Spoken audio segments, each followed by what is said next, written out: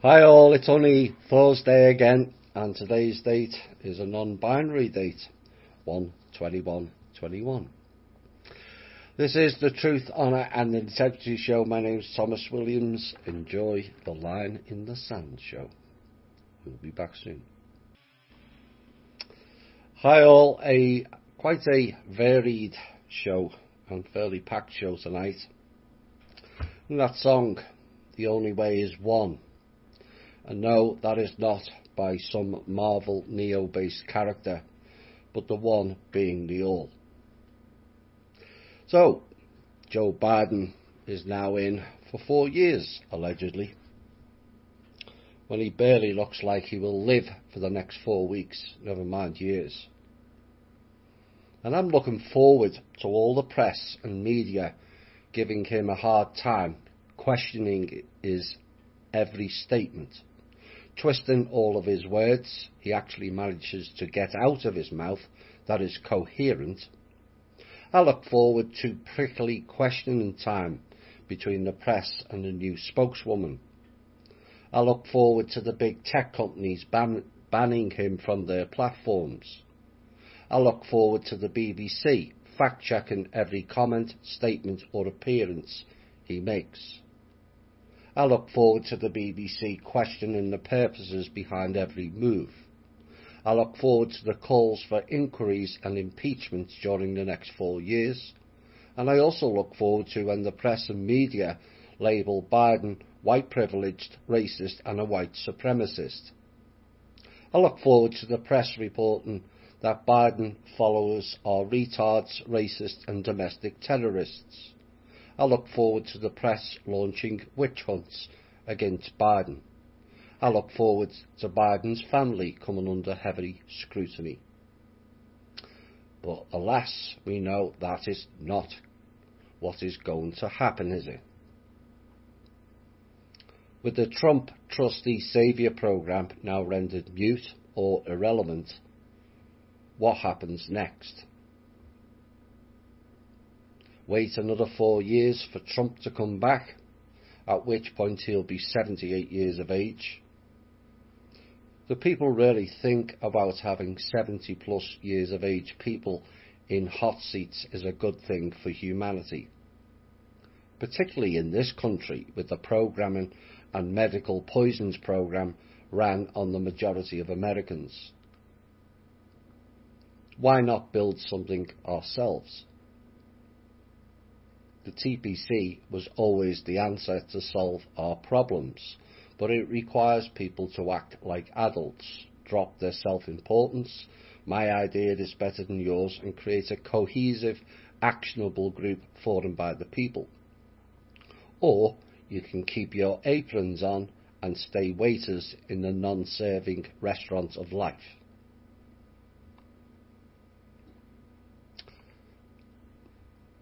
Couple of things. I get lots of requests for friending on Facebook and MeWe, and I turn most of them, if not all of them, down by and large due to technical issues related to that friending. And I want to make it clear, it's no reflection on the people trying to friend me, it's just a stance I took to prevent hacking and also fun and games targeting of those connected to me. A new website solely for THI shows will be online shortly.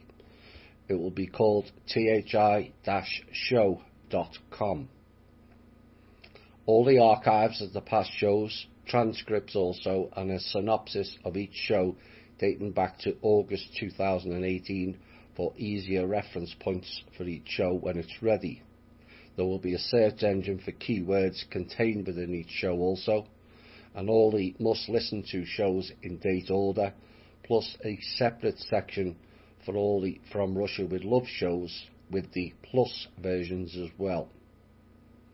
It will contain the link to the up-and-coming show as well, as I know many of our listeners don't access our social media pages, and this will save you waiting for the YouTube archived version. Once the page is complete, the YouTube page will only link to the new website, although all archived shows will remain on there. So look forward to that. It's almost ready. There's a few background bits needs to be done, but the front page is done. Thanks to Michael Jacquin, our webmaster extraordinaire. 8 months ago, one group opened up with claims of being connected to Q and stated they would be getting Q drops. Our show questioned Q and their inactions from 3 years back. One group stated they were in with Trump and would get White House passes for all of their staff. Our group questioned as to where Trump's allegiances really lay. 8 months later, that group now denounces Trump and states he and the government were not operating for them by the people. Our group stated that a long time back. Our group created the TPC with the eventuality of leading to TPC government members over 4 years ago. One group now states Kushner, along with Shabbat, which they've never referenced before in that group, created the Q movement. Our group repeatedly warned of Kushner and referenced Shabbat influence only last week, plus in From Russia with Love shows. Now, I'm delighted that they have finally realised what I and this show have been saying all along as to who the real problems are. But one always ponders how different things could have been if the person stating this now would have listened 5 years ago. And the many times I stated it in Florida, and also the many times I stated it in my new abode, working directly with her.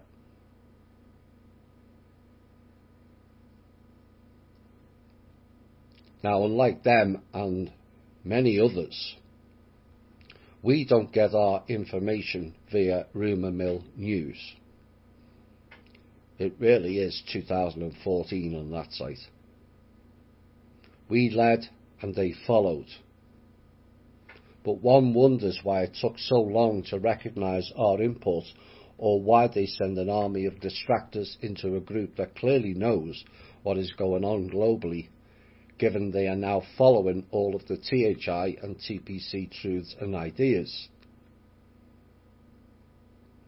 An often used term is breaking news. Personally, I love it when I hear that, as I know a validation of THI news previously is about to unfold. There are patterns.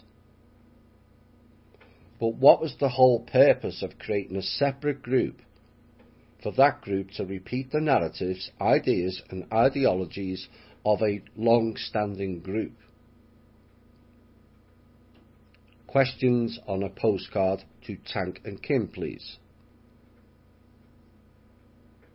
We have more than enough answered questions in our group, and it's time for people to direct all their questions to where the problem really lies. You cannot spout you are in it for humanity whilst discrediting, avoiding and deliberately attempting to hijack a group that you are copying and pasting. Imitation, they say, is the sincerest form of flattery. I am flattered by their attention to us, but staggered by their divisive attitudes.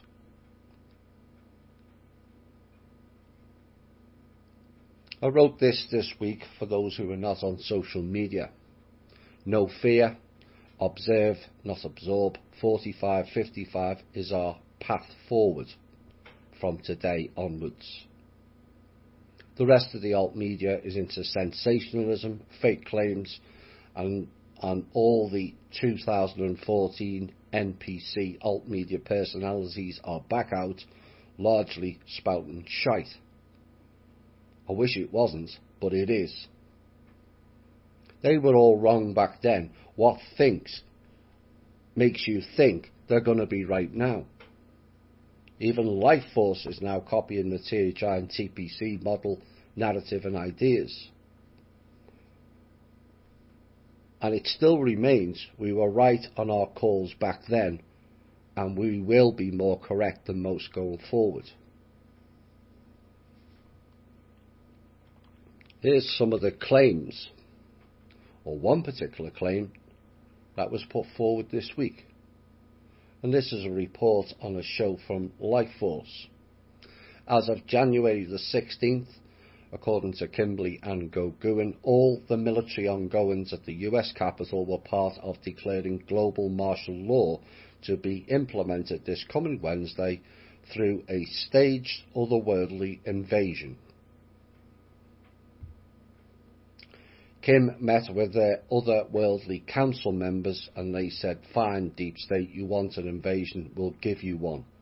So Kim and her otherworldly enforcement have now declared war on planet Earth. Thus, it's now Star Wars on planet Earth, and she fully expects to win hands down. So let's see what this week brings. 5 days later, we still await. The claim that world hunger was ended by the same group on January the 8th of this year, despite some detailed checking in various countries, has not been borne out either.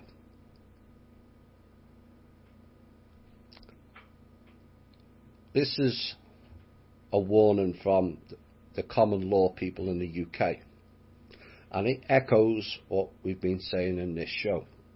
I'm not against common law, natural law, but you're not going about it the right way. Magna Cartas and all the other rubbish has got nothing to do with common law. But this person went into court themselves, and this is what she wrote. Our courts are totally disregarding common law. The paperwork you take into court has to be scanned because it's so contaminated they are not allowed to touch it. Then they add the cost of using the scanner onto your fine. They are not interested in anything you have to say and giving heavier penalties, in my case, for daring to stand up for your rights. That is a warning to you all. We have to be more clever than that. That's why I wanted to bring all the common law people together in the 5 or 6 groups in America. There's 3 or 4 in the UK. We need to come together and determine actionable items. Going into their courts does not work.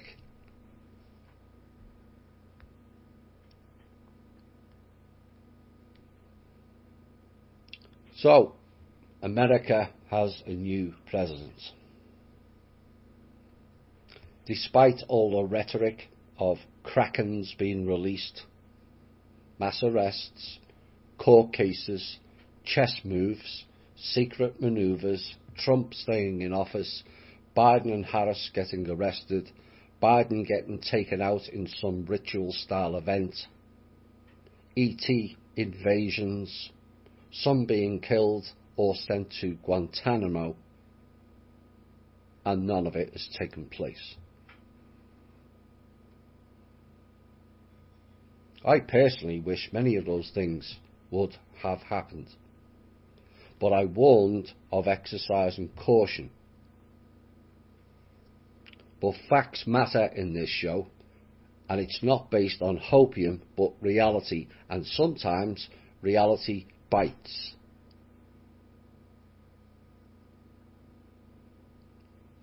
The problem is not entirely believing in it, but the waiting around and doing nothing, waiting for it all to happen.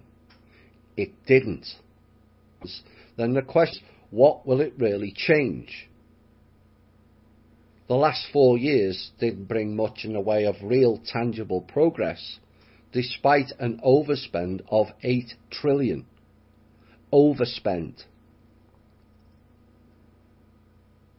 But the It's All Happening crew, led by many but more prolific by Simon Parkes, is take away the focus of we the people. All of them. Congratulations to every single one of them named, the lot of you, as you had many convinced with your fake promises, failed date predictions, endless streams of pure drivel. All of you have played the faction role all so well. So what happens next, guys? Please enlighten us as to what's going to happen next, or, as the case may be, not happen next. Will all of you apologise for leading your listeners and followers astray? Will you give back donations based on repeated failed predictions? Will you apologise for creating a data mining database for the benefit of the clowns to use against the dissenters? Well, will you? I would love to see it, but unlike this show, no one holds the other shows to any level of accountability. Now, why is that? Perhaps the fact is that now there is only one lead group of the alt media who is not connected in any way to the establishment, agencies, factions, Masons, political party and their controlling mechanisms. Funny that, isn't it?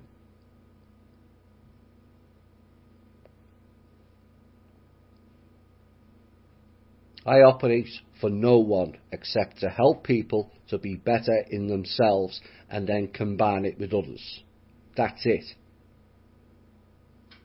Whilst all the above got a plethora of predictions wrong, our show gets more and more validated by the week. Your words, not mine. Why is that? Because we have no agenda other than to help the people.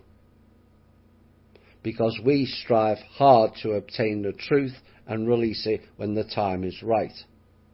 We don't do sensational headline grabbing stuff, glitz and glam stated to be different, yet mirrors exactly what you say you are striving against. We don't do clickbait headlines. We do not go into other groups to disrupt or harvest their members. We do not advertise our show or gain advertising revenue from it, and most of all, we don't do bullshit.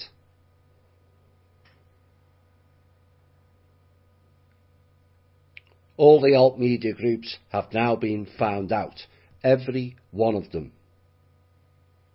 And that is sad for so many people, even some of the dual citizens in our own group. You have been betrayed by these liars or distractions.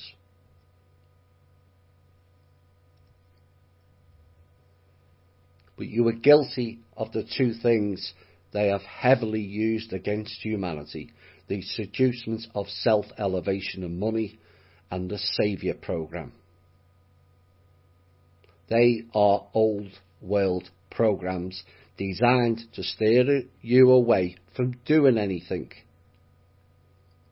And they're not easy programs to unhook from. So don't be too hard on yourselves. They're all weight clubs.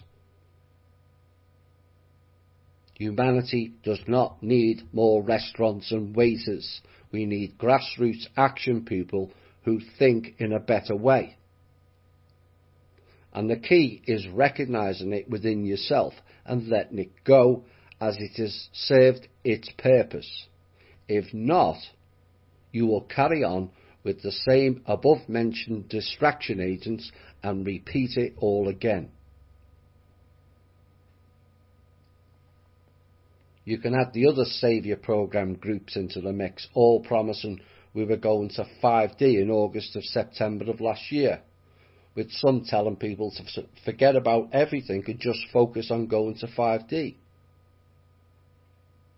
Some spend their whole lives espousing it, yet no one has defined What would it be like? Have they? Perhaps the real answer is they don't know. And the 5D escape route is another excuse for that person to not develop themselves, and the 5D narrative is another wake club and is essentially a get out of jail free card.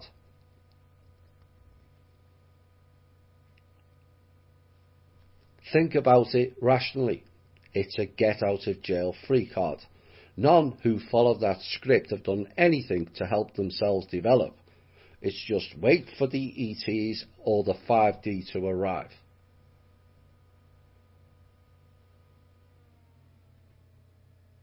One show of which 90% of it is we're all going to 5D, yet the host seems to think it is elevated behaviour to do wrong to good people who have helped him in so many ways. That is not being spiritually evolved as a being or behaviour. All of us, and I mean all, have elements of not admitting when we are or we're wrong. It is another of the deep-seated programs that echoes out of the emotion and energy fields of insecurity and low self-worth that this planet is riddled with it. People hold on to failed programs and circumstances due to not wanting to be seen as being wrong. But other people who observe can still see where you are wrong. And more importantly, your own vessel package knows when you are wrong. Why lie to yourself? What is that actually achieving? And then you hear things like, well, I don't want to admit to so-and-so I was wrong and they were right, because that means I've lost. Lost what exactly? What have you actually lost? We've all been wrong thousands of times. It is part of learning and gaining wisdom. What you have lost is only yourself. That's it. It's got nothing to do with other people. Think about that closely. It's not about the person themselves being right, although it is projected that way, but the information they gave was right. That's the important matter. If this is you, quit it. Because that is operating out of the competitive and comparative mindset. It doesn't serve any of us well doing that. It never did. Think of what you are denying yourself, the opportunity to grow in a different direction, but you still hold on to that favourite old worn out jacket because it's comfortable on the external, but it's not on the internal, is it? It's just not. The old jacket is the lie. Do you wish to continue? Or do you wish to grow? Do you wish to dim? Or do you wish to glow? We will indeed. And because we glow, yet again, our members are experiencing technical difficulties. I wonder why that is. Will we last further than 25 minutes? Well, I think we have. How much further before the petulant children interfere again? It doesn't work. It just makes it me elevate. So carry on. I'm enjoying my elevation. Right, we're going to get into some news now. I'm going to start with Holland. The Mark Rutte's government has stepped down after thousands of families were wrongly accused of child welfare fraud and told to pay all the money back. families suffered an unparalleled wrong, the Dutch MPs decided, with tax officials, politicians, judges and civil servants leaving them powerless. And many of those affected were from an immigrant background, and hundreds were plunged into financial difficulty. Mr. Rutte submitted the cabinet's resignation to the King of Holland. Innocent people have been criminalised and their lives ruined, he then told reporters, adding that responsibility for what had gone wrong lay with the cabinet. The buck stops here. Only all governments did or said that. Now, the government will stay on in a caretaker role to tackle the pandemic until parliamentary elections in March, but the economics minister Eric Wiebes has quit with immediate effect for his role in the scandal. And when asked whether the cabinet's resignation was merely symbolic, Mr. Rutte was adamant that it was not.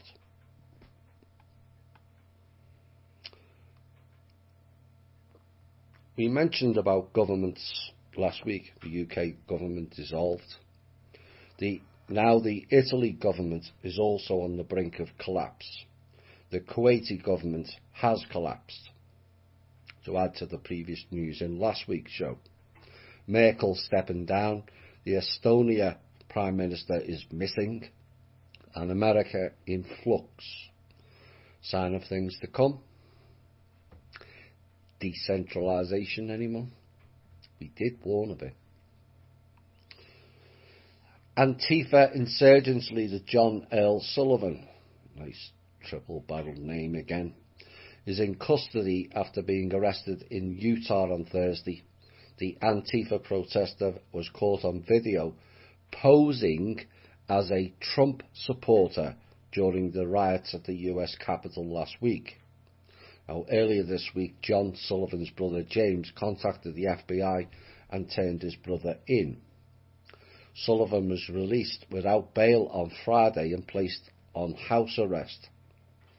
But not every so-called violent protester is so lucky. The QAnon protester who turns up at BLM marches, Jacob Chansley, is being held without bail. So, not Trump supporters again, as the lying, agenda-driven portal people would have you believe. Will they cover that? Not a chance.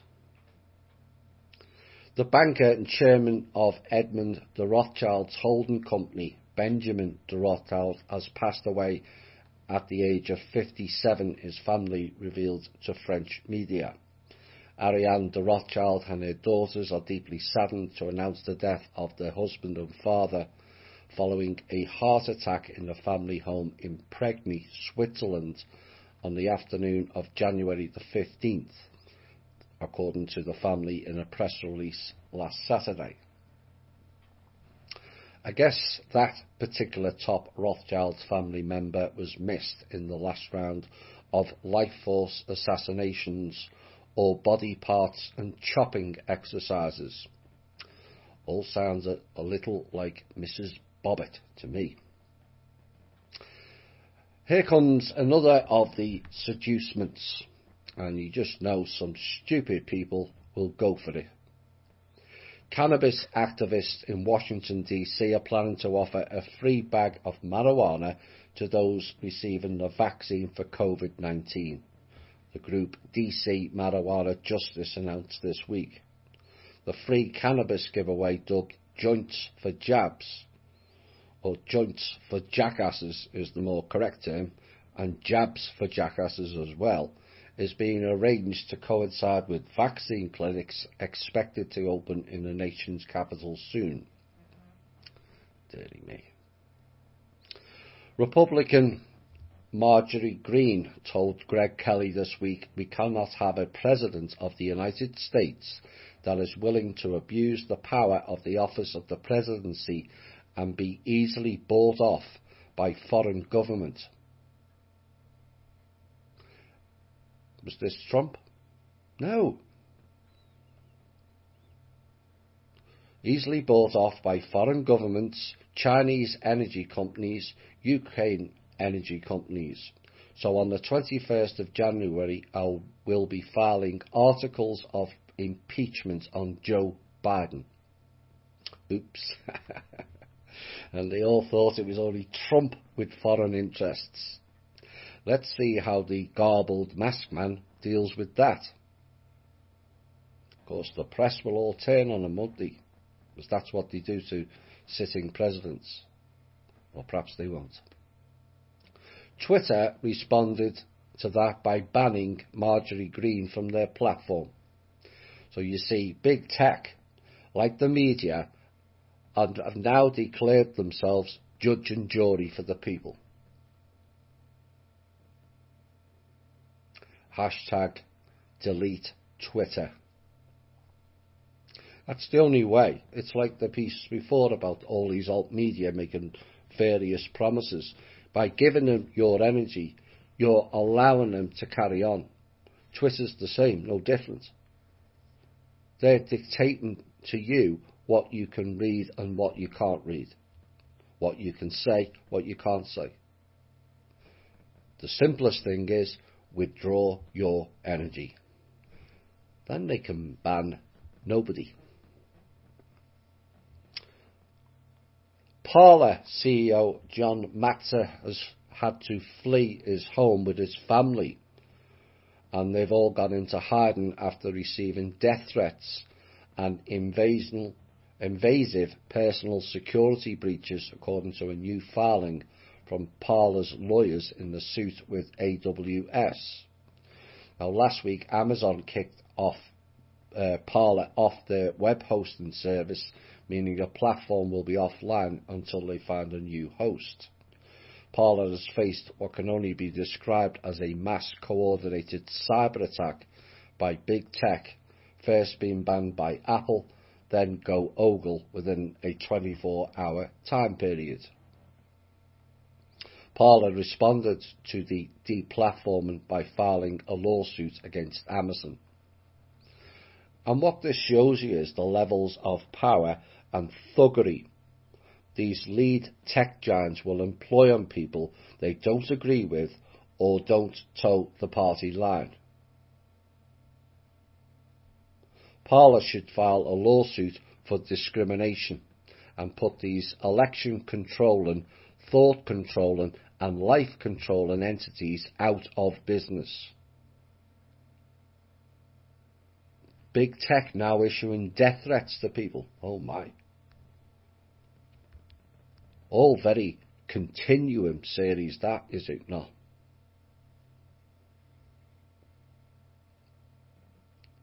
This is a hint of what will come.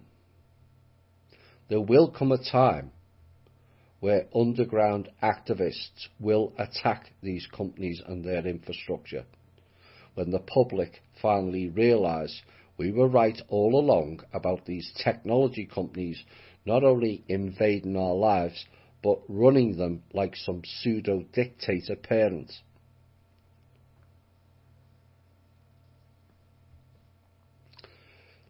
The FBI is reportedly investigating if foreign actors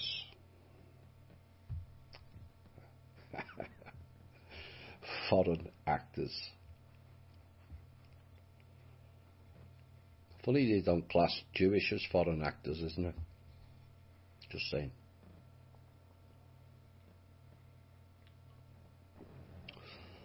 And these foreign actors, they say, have funded some of the rioters that breached the US Capitol on January the 6th, according to a former FBI official told NBC News this week. The agency is investigating whether foreign governments, organisations or individuals provided funding to those that helped plan the riot, according to the news outlet. As part of the probe, the agency is reportedly examining payments of $500,000 in Bitcoin by a French computer programmer before the riot. The French computer programmer died by suicide shortly after transferring the cryptocurrency, according to the French media. Really. Isn't it just amazing, like magic, when events like this end with the person committing suicide? Just like Frank Olson and the CIA event and many others. And one would almost be led to believe there is some sort of conspiracy going on here.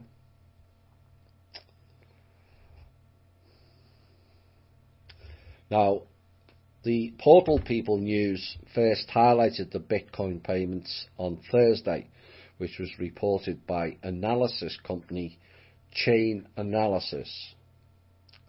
And on December the 8th, 28.15 Bitcoins, which was worth $522,000 at the time of the transfer, was sent to 22 different virtual wallets, many of which belong to so-called far-right, whatever that means, activists. And most of the money went to far-right. Podcaster Nick Fuentes, who received 13.5 Bitcoins, according to the report, which is worth about $250,000. Now, Fuentes told ProPublica that he was at the rally but didn't enter the Capitol with the mob.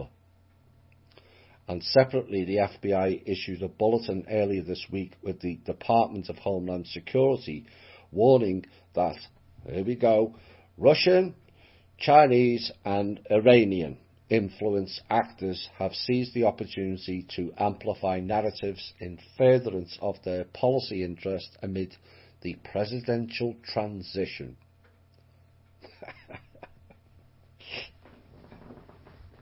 Both the FBI and the Department of Justice didn't pass a comment when requested to do so after.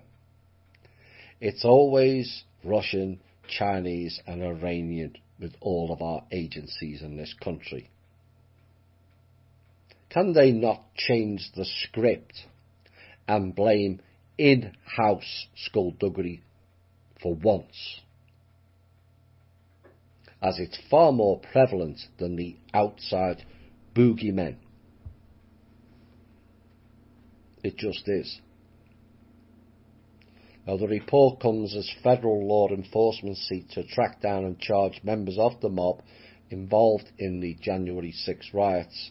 And last week, Michael Sherwin, acting US Attorney for DC, said that officials were treating the investigation just like a significant international counter-terrorism or counter-intelligence operation. Hello, elephant in the room.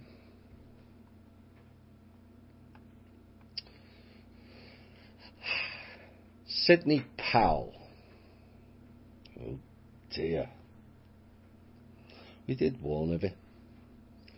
One of the most vocal proponents of what the Portal People will call unsubstantiated theories that Georgia's presidential election was rife with fraud has withdrawn her lawsuit to overturn the results there. Oh my. What? No Kraken release? Did we not say that last year? So there goes the Kraken lawsuit. Kraken, which is a CIA program name. That's why it didn't go ahead. All a giant distraction. 147 Republican lawmakers who opposed certification of the presidential election this month have lost the support of many of their largest core pirate backers. This story should enrage Americans, all of you. It doesn't matter which fake party you support. The Washington Post contacted the 30 companies that gave the most money to election-objecting lawmakers' campaigns through political action committees. 2/3, or 20 of the firms, said that they have pledged to suspend some or all of their payments from their PACs. Meanwhile, 10 companies said only that they would review their political giving or did not commit to take any action as a result of this month's events. So, who are these groups? In order of spending the highest first: AT&T, Comcast, Lockheed Martin, Honeywell International, UPS, Northrop Grumman, Boeing, Deloitte, Ernst & Young, Marathon Petroleum, Price Waterhouse Coopers, New York Life Insurance, GE, General Electric, the Altria Group, Raytheon, Union Pacific, UBS Americas, General Motors, KPMG, which is Rothschild Service, Verizon, Koch Industries, Home Depot, which belongs to the CIA, America Crystal Sugar, General Dynamics, ExxonMobil, BNSF Railway, Charter Communications, FedEx, USAA and Cox Enterprises. And the campaign finance system rocked as the firms halt with contributions after the election results were challenged. Now, the dollar amounts given by corporate PACs tend to be relatively small. They can legally give each candidate's campaign only $5,000 per election. Yeah, right. They spend more money on paper clips in the corporate office, according to Doug Schuler, a professor of business and policy at Rice University. But the donations can help ensure companies access to key policymakers overseeing their industries. And if they're sitting on the right committee, you give them the money, Schuler said. It's kind of expected. But this is full evidence of collusion of all politicians. And this is why they have no power to do anything. All of them are controlled by big business. Yet the people, like lemmings, vote for these dancing puppets every 2 years. And all of the distraction about foreign collusion, like the FBI story before. And these American companies are the real collusion, along with AIPAC, who shouldn't even be on our soil.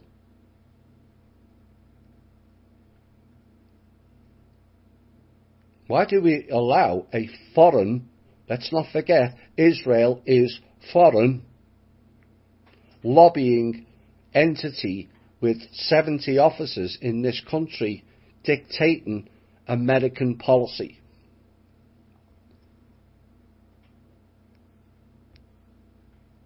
Because the former New York congressman who lost his bid for re-election last year and then mounted a short-lived campaign for mayor is set to join the Biden administration as a senior Pentagon advisor on the fake coronavirus issues.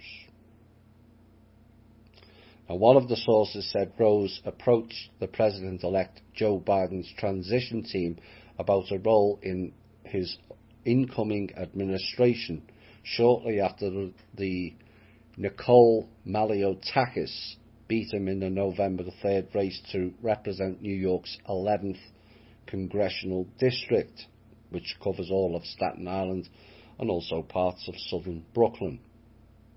Now, keeping his options open, Rose last month also announced a Democratic campaign to replace the Mayor de Blasio, he of the fake name, de Blasio. However, he pulled the plug on his mayoral campaign just a few weeks later on January the 3rd, potentially in preparation for his new Pentagon COVID post. Max Rose, born in and born to. New President Joe Biden. Let's do a little expose on him and his background, shall we? And perhaps we'll find out why he's now the in candidate. All three of Biden's children married Jewish spouses, and the baby grandson that he cradled in his arms after his victory speech last week is also Jewish, as are the children of his late son, Beau. Beau's wife, Hallie Oliver, was Biden's first Jewish daughter-in-law. Joe Biden had known her mother, Joan, since childhood and once joked that he would like to have married her. I was the Catholic kid, he said. She was the Jewish girl. I still tried. I didn't get anywhere. Hallie and Beau married in 2002 and children Natalie and Robert, and had children Natalie and Robert. But in 2015, Beau died of brain cancer, and in the aftermath of his death, Hallie turned to his brother Hunter Biden, who was separated from his wife Kathleen, the mother of their children Naomi, Finnegan and Maisie. Joe and Jill Biden, as well as Hallie's parents, supported the couple, with Joe Biden saying that the couple had his and Jill's full and complete support and were happy for them. But Hallie and Hunter split up last year, probably because he's dipping his extended parts in other places, allegedly. But the report says in part because of the constant attention from the press. No, it was because of Hunter. And not long after, Hunter met Jewish South African filmmaker Melissa Cohen. What a coincidence that is. And within 10 days, the couple were married in a ceremony in Los Angeles. Now, Hunter marked the occasion by getting a tattoo to match Cohen's, the word shalom in Hebrew letters. And according to the South African Jewish report, it was love at first sight, and their family were left reeling by the news. Her parents, Zoe and Lee Cohen, would not comment, but her brother Garen said it was very much a fairy tale, and all he wants is for Melissa to be happy and for there to be a happy ending. Except it's all arranged, isn't it? Now, Melissa grew up with her three older brothers, attended a Jewish day school and studied interior design before moving to Los Angeles. And Garen said that his sister had always been a champion for nature, conservation and the environment, as well as underprivileged and all people from all walks of life. All except their own people who are in poverty, largely in New York, I might add, and San Francisco as well. Now, the couple's baby named Beau was born in April, just under a year after they first met and married, and Jill and Joe Biden's daughter Ashley also has a Jewish spouse, Howard Crane, an ENT specialist at Philadelphia Hospital. They married in 2012 in a Catholic Jewish ceremony, followed by a reception during which the then Vice President danced the Hora, H-O-R-A. Ho-Ra, indeed. And Biden said, I'm the only Irish Catholic, who had his dream met because his daughter married a Jewish surgeon. Now, alongside the Biden Jewish in-laws, the new Vice President's husband, Doug Emhoff, is also Jewish. Not only is the first American second gentleman, he's also the first Jewish spouse of an American president or vice president. Mr. Emhoff, 56, met Kamala Harris in 2013, and he is a successful entertainment lawyer. And they married in 2014, and he said, in keeping with our Indian and Jewish heritages, India, Egypt, Jewish. Oh, I'm seeing flashes from Russia with Love. I put a flower garland around Doug's neck and stomped on a glass, Harris wrote. And there we have it. Biden, like Trump, has strong Jewish connections, which in and of itself is not a bad thing. But when the Jewish elite use that against them and manipulate them, and they end up as puppets to the Hebrew Anunnaki junta, that is where it becomes a problem. The American national debt, we were told, was paid off 2 years ago, except they're still recording it. And it's approaching now, and it may have gone over, $28 trillion as of Wednesday, after surging more than $8 billion during Trump's 4 years in office. And the likely passage of additional coronavirus relief measures in the early days of Biden's administration could add further trillions more in debt even before factoring in other policy changes. So how does it compare? Well, Obama's debt was hailed as outrageous, and that was $9.3 trillion over 8 years. Trump in 4 years overspent $8 trillion. Yet the significant difference was Trump never declared a war. And the great question is, just where has that extra $8 trillion being spent, and where has it gone to? Infrastructure? Job creation? Better health? Schools? Transportation? None of the above. And people can blame Trump all they like, but the problem is the people. We are the problem, allowing them to spend our money on non-productive benefits that are for and by the people.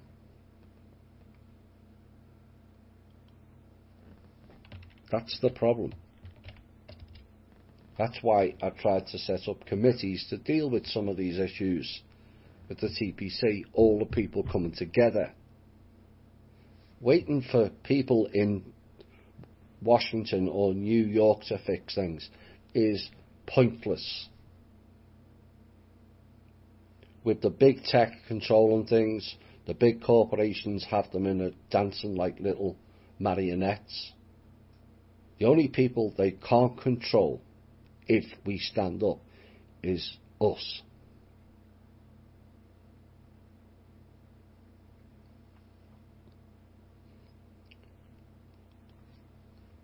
Now, one of the main themes that the portal people have been pushing over the past 4 years is the race issue. And they couldn't stress enough that the mob in Washington, D.C. a couple of weeks ago was mostly white. Presumably to compensate for the fact that we have just gone through 7 months of violent Black Lives Matter riots. I don't recall them saying they were predominantly black.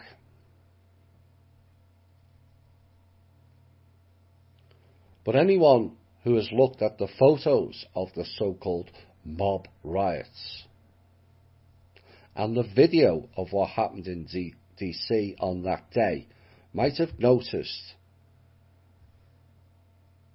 there were not an insignificant number of black and brown faces in that crowd too. Now the issue is not the colour of the people who were there or why they were there. The issue is the portal people planting seeds that it was white only again.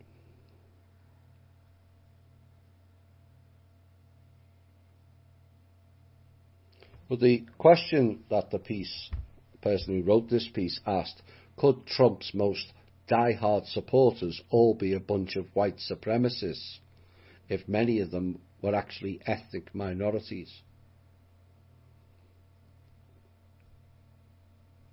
Remember the Juicy Smollett, white Trump followers. He made it all up. And it's the portal people that's creating this, and people, whatever colour you are, need to come together and stop it. All they're doing is dividing and conquering us.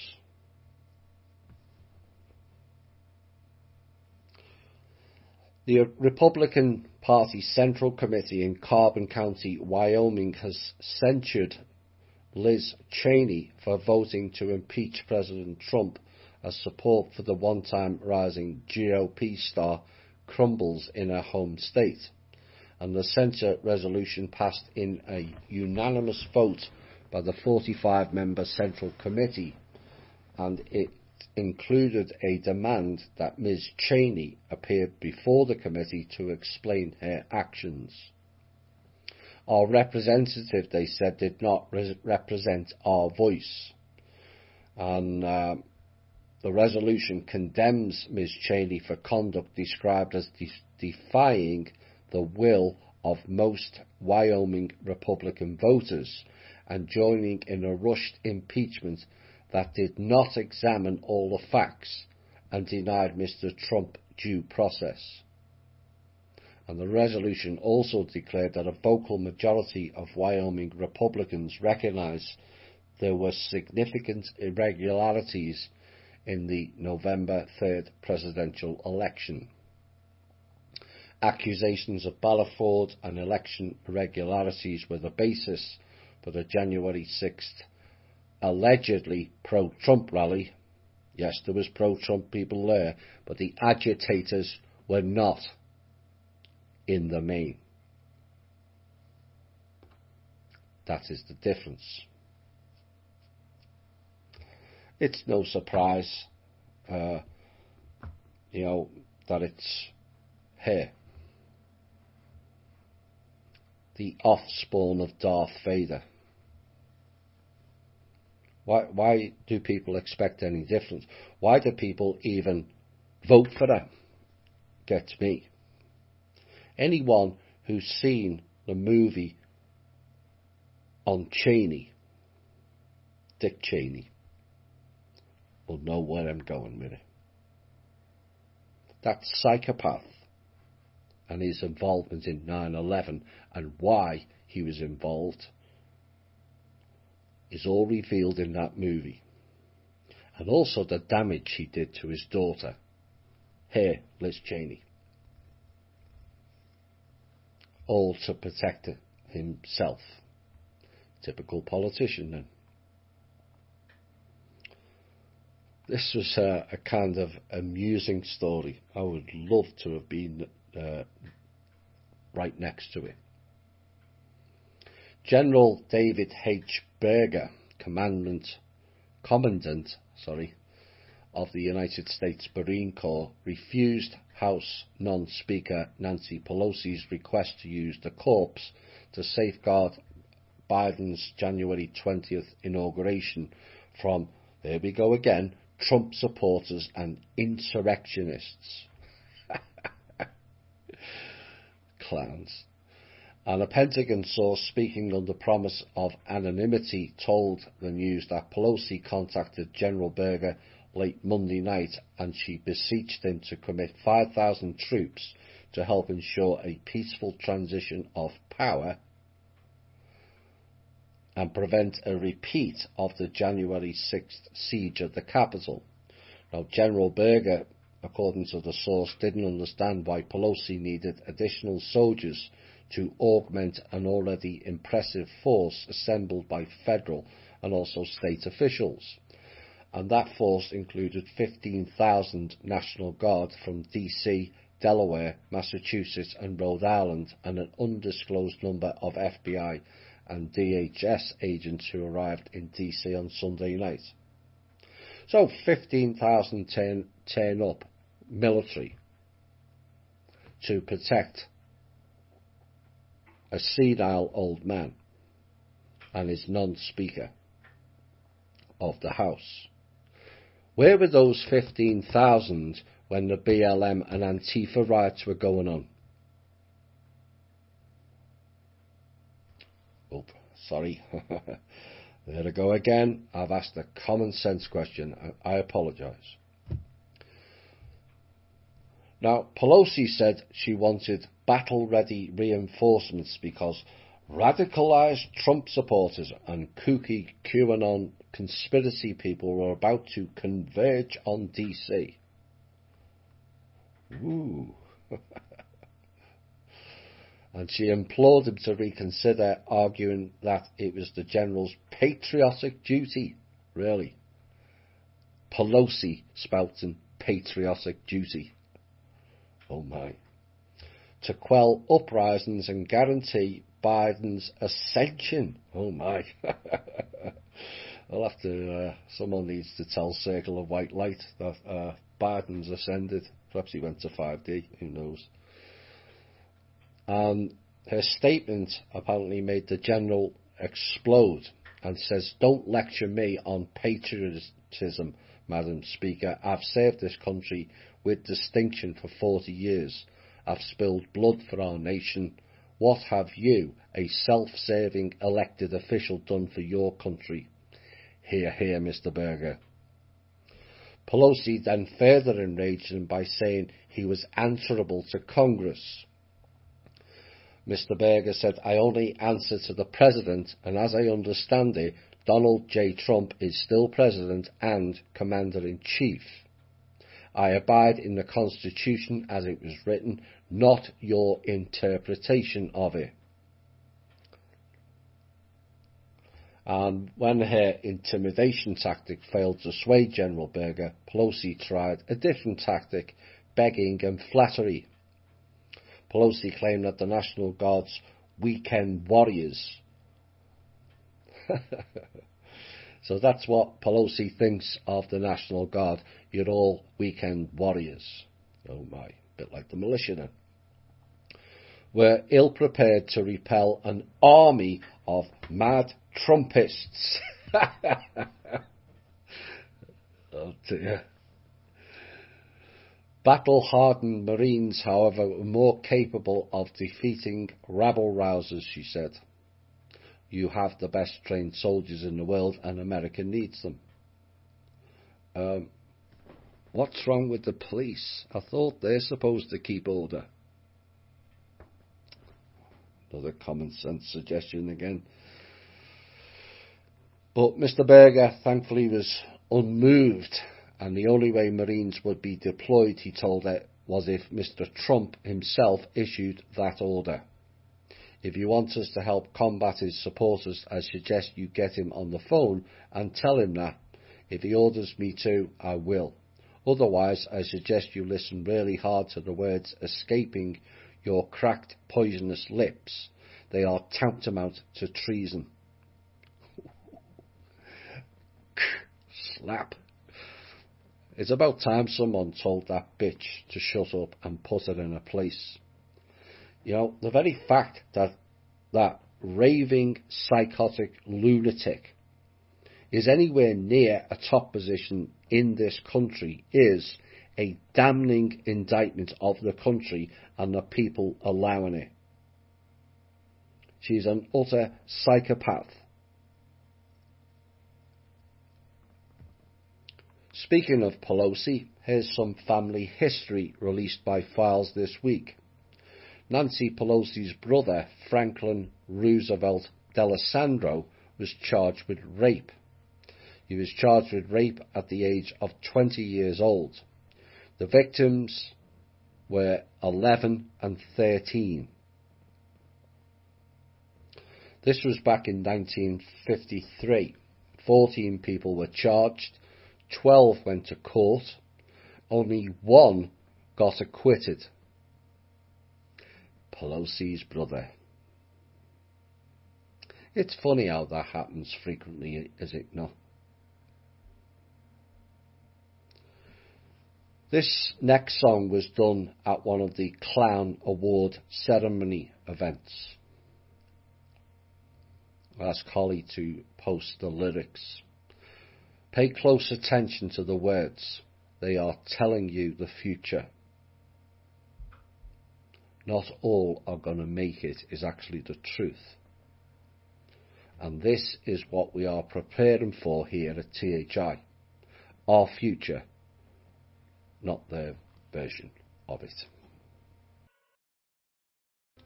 Right, next part of the show is called COVID BS.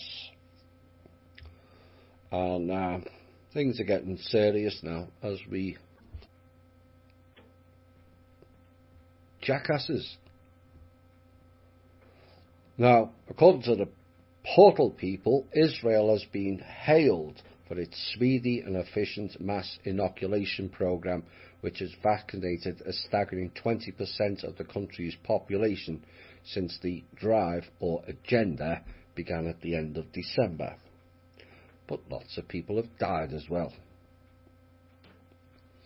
Dozens of health workers in Delhi, who were the first in line to be inoculated against COVID-19, have experienced side effects from the jab, with one admitted to the ICU as India begins its nationwide immunisation drive, or turning you into a computer program. At least 51 healthcare workers in India's capital suffered minor adverse reactions after receiving the jab on Saturday, and health authorities said the most common side effect were dizziness and a headache. Several people reported tightness in the chest and were administered medical treatment, while one individual experienced a serious health emergency after suffering from headaches, rashes, respiratory distress, tachycardia after taking the vaccine. The patient was administered adrenaline and then rushed to the intensive care unit, adding that his symptoms worsened for at least 30 minutes after being hospitalised, and the case has been classified by health authorities as a serious instance of adverse events following immunisation. A Norwegian programme this week on national TV has told the Norwegian people of the alarming rise in elderly dying after they get the jab. Further reports came in from Germany and other countries in Europe as well. 55 people in the United States have died after receiving the COVID-19 vaccine, according to reports submitted to a federal system. Deaths have occurred among people receiving both the mRNA and the Pfizer vaccines, according to the reports. Now, the reporting system, the Vaccine Adverse Event Reporting System, is a federal database, and the system is passive, meaning reports aren't automatically collected and must be filed. The VAERS report can be filed by anyone, including healthcare providers, patients or family members, and the VAERS reports often lack details and sometimes can have information that contains errors, according to the reporting system's website. And it said, still, reports on VAERS represents only a small fraction of actual adverse events, the site states, though underreporting is believed to be less common for the serious events. Well, I never. In some cases, patients died within days of receiving a COVID-19 vaccine. One man, a 66-year-old senior home resident in Colorado, was sleepy and stayed in bed after getting the mRNA vaccine. Early next morning on Christmas Day, the resident was observed in bed, lying still, pale, eyes half open and foaming at the mouth and unresponsive. He was not breathing and had no pulse. In another case, a 93-year-old South Dakota man was injected with the Pfizer vaccine on January the 4th around 11 a.m. 2 hours later, he said he was tired and couldn't continue with the physical therapy he was doing any longer, and he was taken back to his room where he said his legs felt heavy. Soon after, he stopped breathing and a nurse declared a do not resuscitate order. We did say it would happen. Some 10,000 people marched through the centre of the Austrian capital Vienna on Saturday to protest against restrictions aimed at stopping the spread of COVID-19 and also to demand the resignation of the Chancellor Sebastian Kurz. Coronavirus skeptics took to the streets as Kurz and his government discussed the possibility of extending the ongoing third lockdown in Austria, which includes movement restrictions and the closure of all non-essential businesses. More and more countries now are fighting back and realising those conspiracy theorists were right all along. Small businesses across the nation in America have been devastated. In fact, not just America, every country. Drug use, depression, domestic abuse and suicide have all risen substantially, and society has all but been completely transformed. And yet, those still in power still flip-flop, self-contradict, spin the facts and continue to demonstrate how useless they actually are at stopping the spread of anything, never mind COVID. In fact, the only thing they continue to spread is bullshit everywhere. And the Chicago Mayor, Lori Lightfoot, is one of these people who had previously been an adamant proponent of shutting down bars and restaurants, and now, all of a sudden, she's insisting that these establishments must be reopened quickly. Oh my, the Ouroboros programme again. Just like New York Governor clown Andrew Cuomo, who, like many of his fellow Democratic mayors and governors, has also strictly regulated indoor food service, has also done a similar about-face. I wonder why. And a week before, when this report came out, Biden's inauguration, and a study is released announcing that lockdowns don't work. Funny that. Cuomo comes out and says that New York can't stay closed, remember, and now the mayor of Chicago is urging restaurants to open as soon as possible. We are supposed to believe that the timing is coincidental. Their cities are crumbling into dust, and we should let them fall. I would love to see everyone in New York walk out of it. Can't think of anything more fun to watch than that. Still on New York, psychopath Andrew Cuomo has called on the pharmaceutical company Pfizer to sell doses of its coronavirus vaccine directly to the New York state. And the proposal to work directly with New York state government would require Pfizer to bypass the federal government's Operation Warp Speed campaign to vaccinate hundreds of millions of Americans. And the distribution of any doses obtained directly from Pfizer will follow the rigorous guidance the state has established, while enabling us to fill the dosage gap created this week by the outgoing federal administration, Cuomo wrote in a letter to Pfizer. Now, Pfizer told Insider in an email on Monday that before being able to sell vaccines directly to the United States, the Department of Health and Human Services would have to sign off on the plan. Does anyone think that's logical or correct? We all know why. You need certain ones to sign off on it, and we'll reveal that shortly. Pfizer is open to collaborating with HHS on a distribution model that gives as many Americans as possible access to our vaccine as quickly as possible, and the request would require Pfizer to circumvent the federal government's Operation Warp Speed, which is a campaign to produce and distribute some 300 million doses to Americans in an effort to end the pandemic and deal directly with Cuomo's state administration. Because you are not bound by commitments that mode RNA made as part of Operation Warp Speed, I'm requesting that the state of New York be permitted to directly purchase doses from you.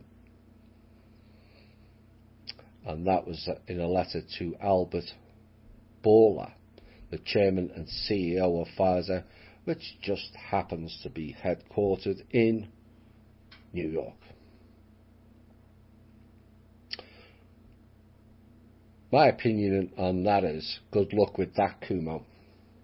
Because unless you are in with the vaccine czars like Kushner and I don't give a Fauci,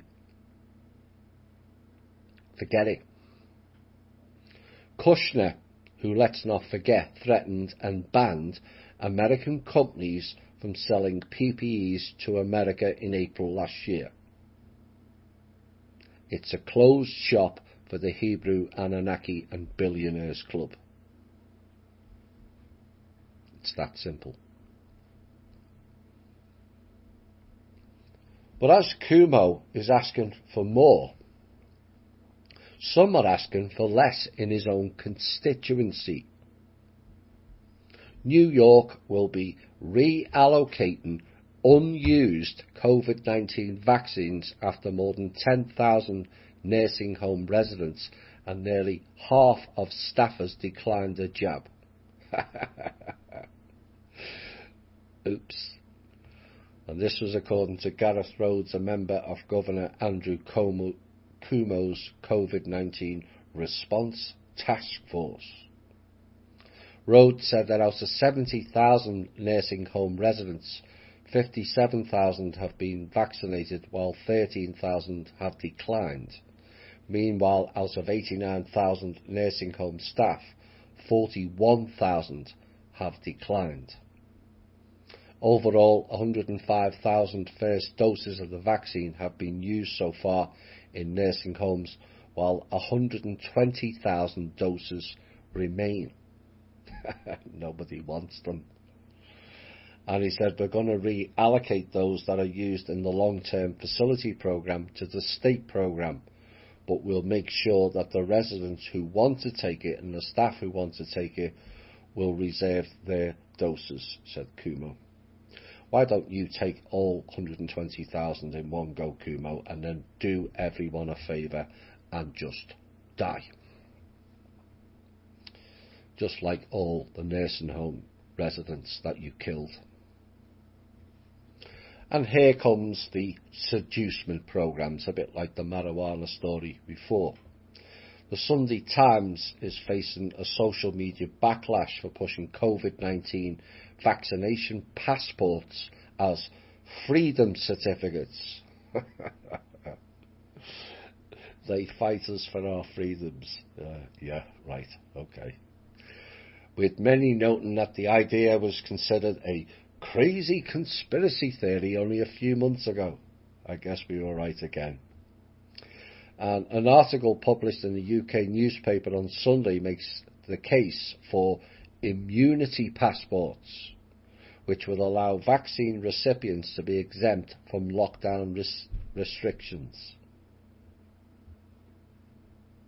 And a piece titled COVID Passports, a Freedom Certificate that may get the world travelling again, argues that several countries will start to introduce the documents in some shape or form, and pressure will mount on British authorities to follow suit.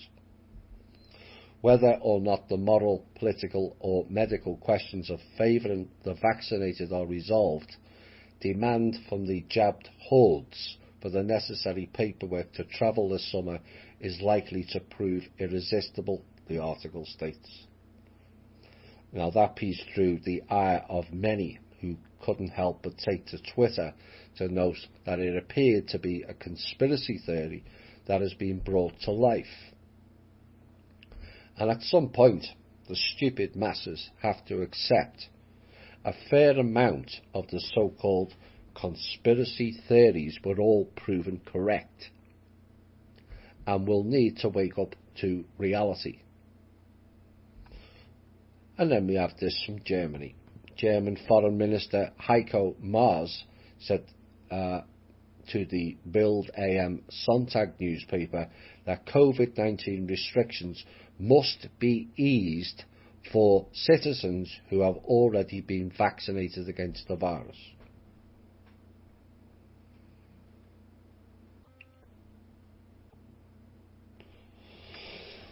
Okay. So they think the vaccine works.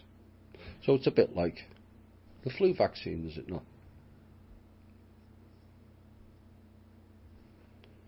If a vaccine works, why are they bothered about people who haven't had it?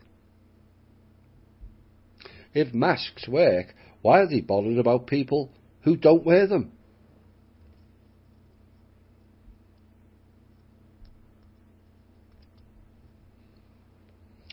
Of course, the German establishment will love this type of rhetoric, as it's another opportunity to say, "The papers, please."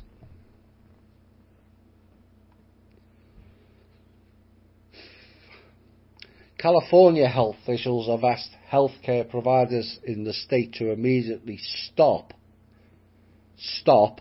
administering a batch of mode RNA jabs after an unusually high number of adverse reactions were linked to it. Oops. On order of state, Dr. Eric S. Pan and the California Department of Public Health, the vaccine should be shelved, they said, under a proper investigation can be conducted. And the lot in question is mode RNA lot 041L20A. And they said this week a higher than usual number of adverse events were reported with a specific lot of mode RNA vaccine administered at one community vaccination clinic. Fewer than 10 individuals required medical attention over the span of 24 hours. Now, more than 330,000 of these doses from that lot have been distributed to 287 providers across the state. Oops.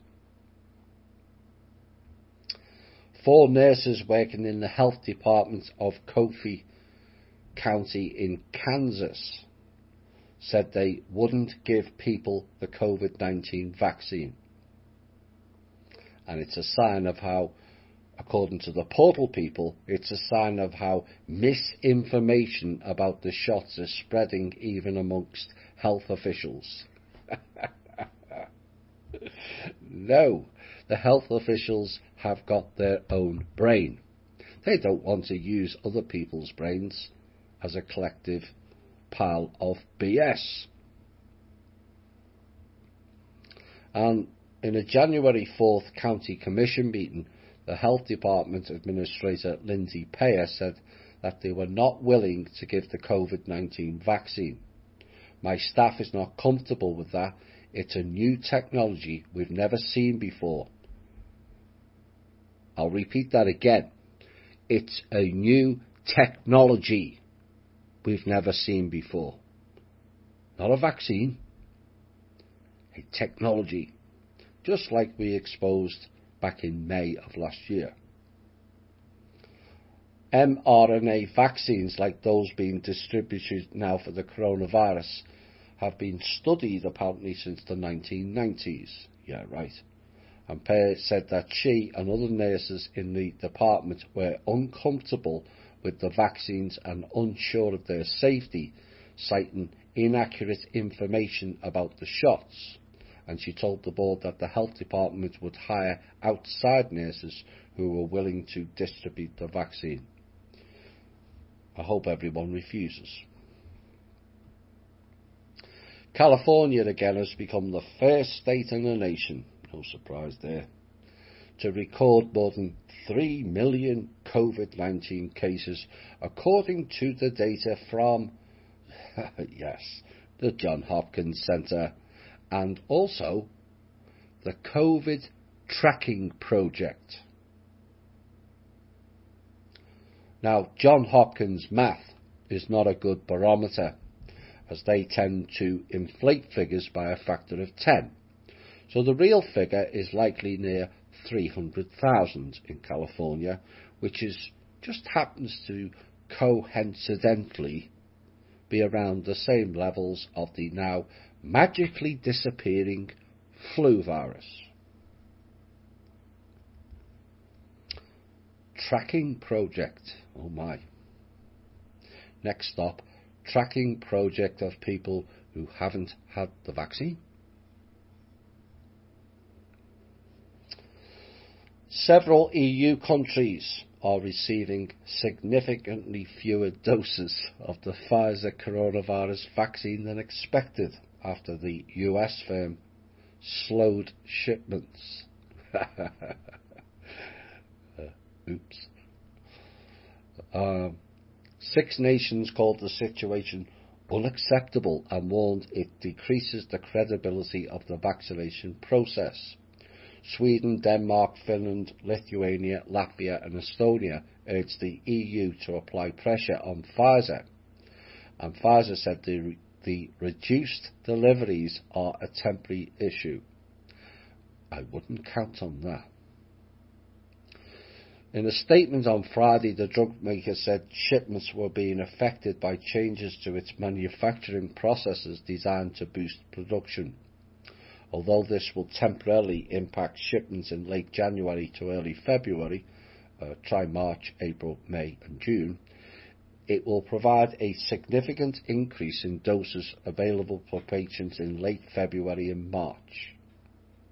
The EU has also approved the vaccine manufactured by US company Mode RNA for use, so the bloc is not wholly reliant on the jab developed by Pfizer and its German partner BioNTech. Still, the development is expected to slow the pace of vaccination programs. And the German Health Ministry called Pfizer's announcement surprising and regrettable, noting that it had committed to binding delivery dates until mid-February. And the EU Commission President Ursula von der Leyen said that she had been assured by Pfizer's chief executive that all orders guaranteed for delivery in the first quarter of the year would arrive. I wouldn't count on that. Last week, Ms von der Leyen said Pfizer had agreed to supply the EU with 600 million doses this year, double its initial order, and the pledge may do little to soothe European governments battling to subdue a fast-spreading COVID-19 variant, which is called flu, which was first detected in the UK. It has slowed down for other reasons the authorities will not tell you. Why? Because they don't control the narrative. The World Horror Organization has now released guidance to laboratories around the world to reduce the cycle count in PCR tests. Why? To get a more accurate representation of COVID cases. The current cycle, they said, was much too high and resulted in any particle being declared a COVID case.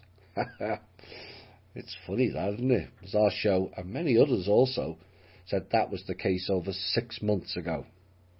Remember, PCR tests were not designed for any viral testing.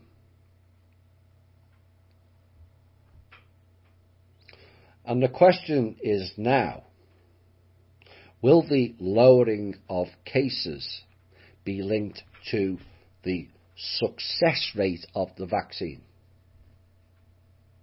Watch closely, but you can bet your last dollar on it. Coming soon, media and press releases of the government, the improvement in figures to show the vaccine works and that every jackass should take it. So the conspiracy theorists were right again, were they not? And then I got this report. Unfortunately, I had to hold it back for 2 weeks.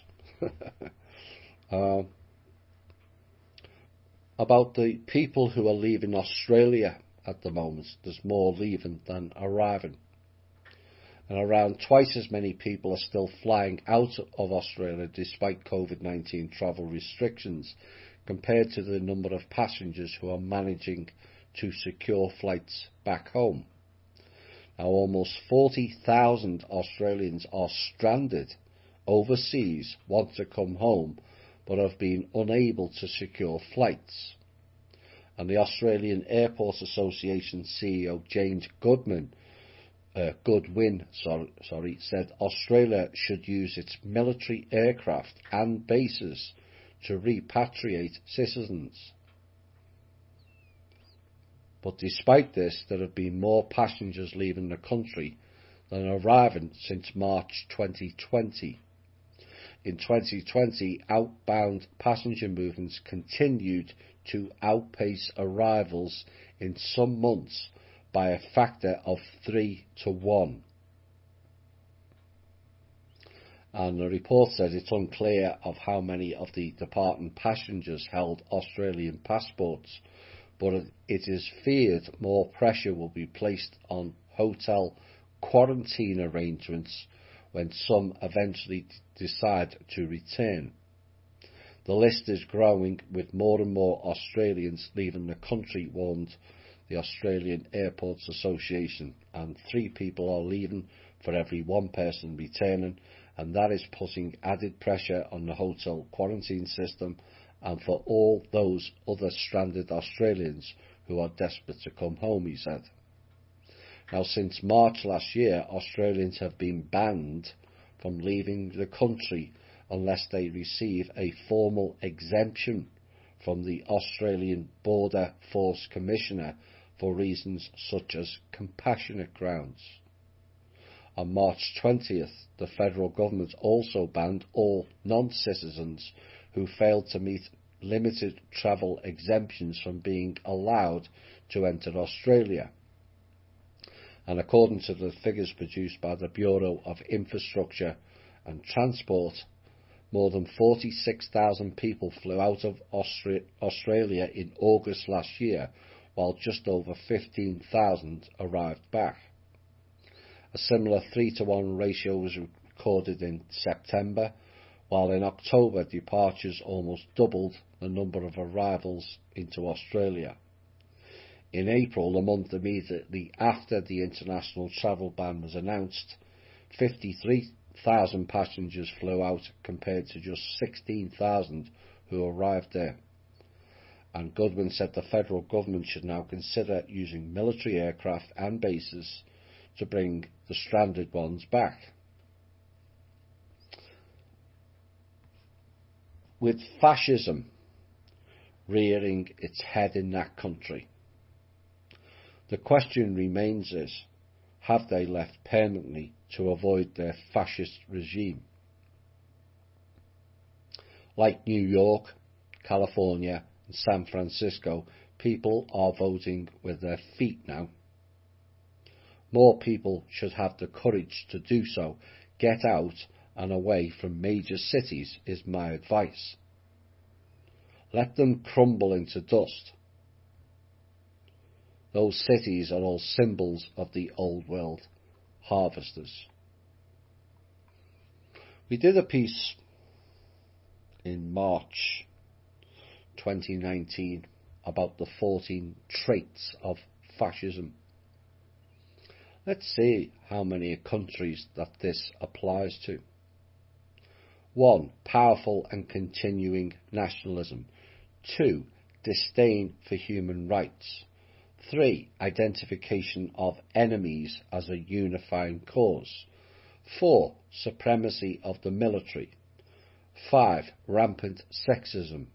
6. Controlled mass media. 7. Obsession with national security.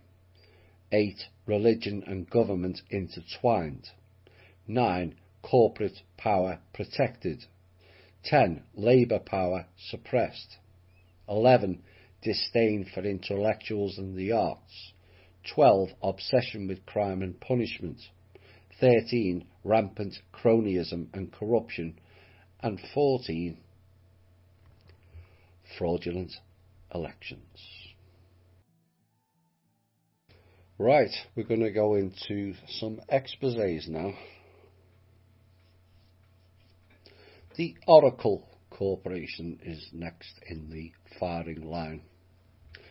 Said to be an American multinational computer technology corporation headquartered in Austin, Texas, and before December 2020 in Redwood, California.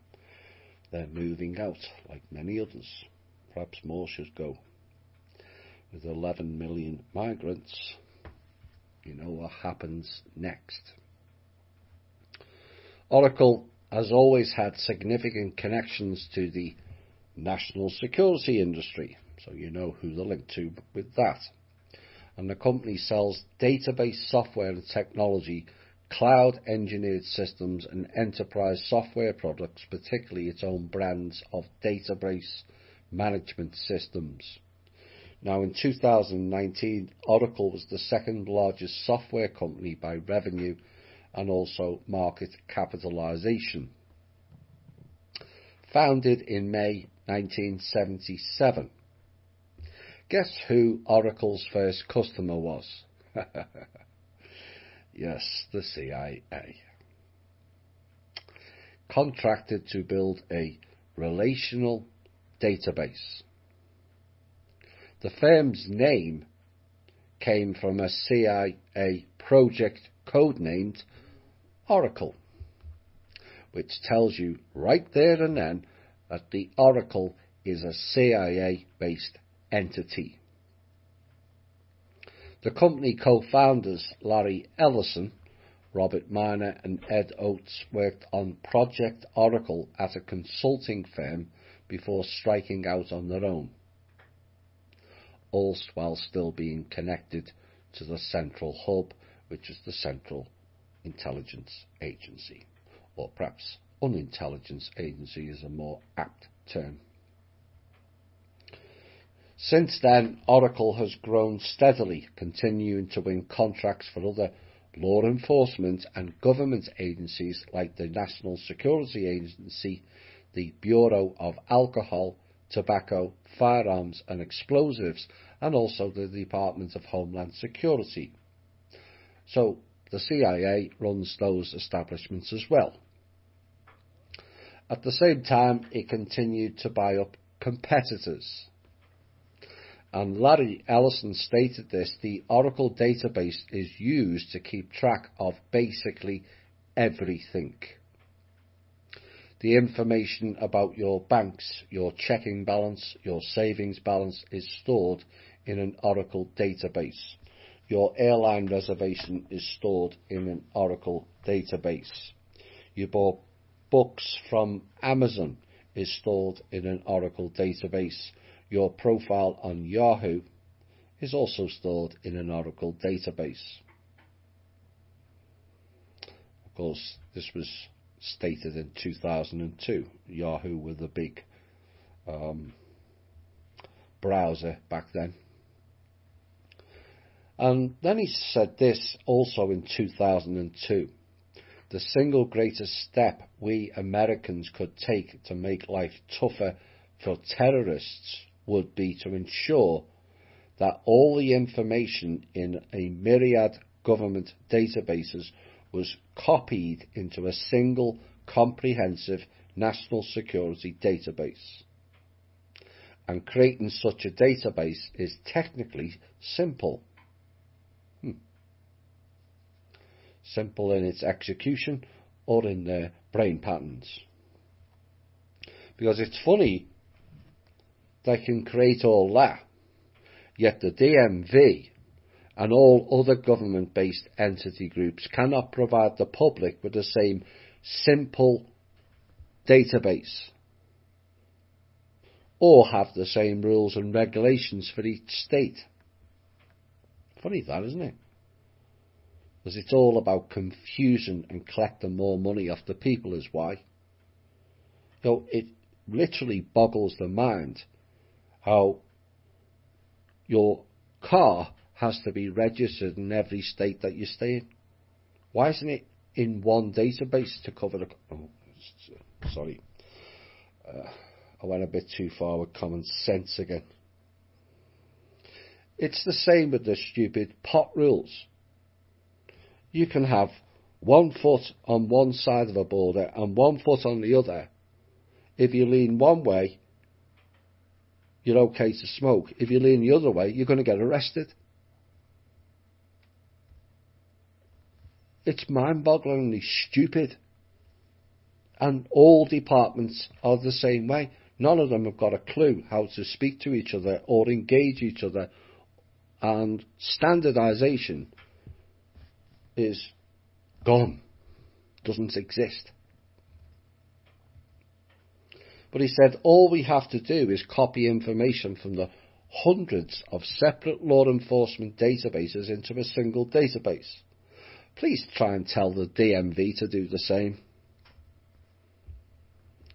A national security database could be built in a few months, 2002, with national security database combined with biometrics, as far back as 2002, thumbprints, handprints, iris scans, or whatever is best can be used to detect people with false identities.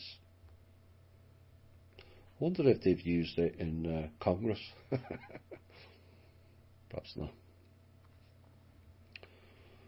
David Carney was the leader of Oracle's Information Assurance Centre, founded just 2 months after the September 11 attacks. Well, I never. And he was formerly the number 3 person at the CIA, where he worked for 32 years. Connecting the dots now. Another former CIA-involved person with this is Leon Panetta. Ellison, the lead person, is born in and born to. The second lead person is Safra Katz, born in Israel and to Jewish parents. Are we connecting more dots again now? And in December, the company moved its core Pirates headquarters to Austin, Texas, and the corporation's former headquarters in Redwood, California. The distinctive Oracle Parkway buildings, nicknamed the Emerald City, served as film sets for the futuristic headquarters of the fictional company North Am Robotics in the Robin Williams film Bicentennial Man. And the campus also represented the headquarters of Cyberdyne Systems in the Terminator movie. Now, all that simple database technology, which was available in 2002, and yet the crime rates have gone up, and the crime solving rates have gone down. Either it doesn't work properly, and if that's the case, the CIA should be held accountable, or it was not designed for the purpose to begin with.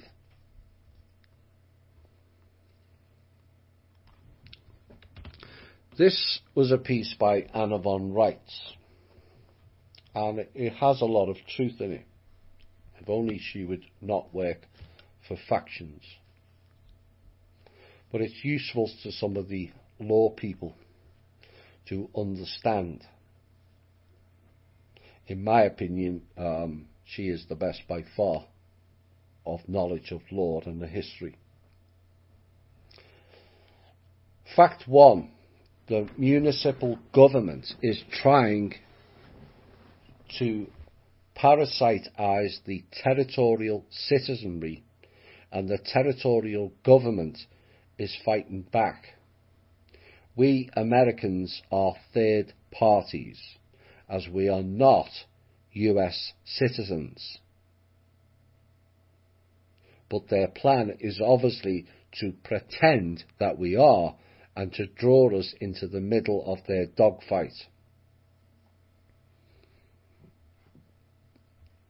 And then she said this: did you know that Nancy Pelosi, acting as a single plaintiff, has named all citizens of the United States of America as defendants in a court suit seeking to steal all but $1,000 of your checking and savings accounts and to latch onto your 401ks?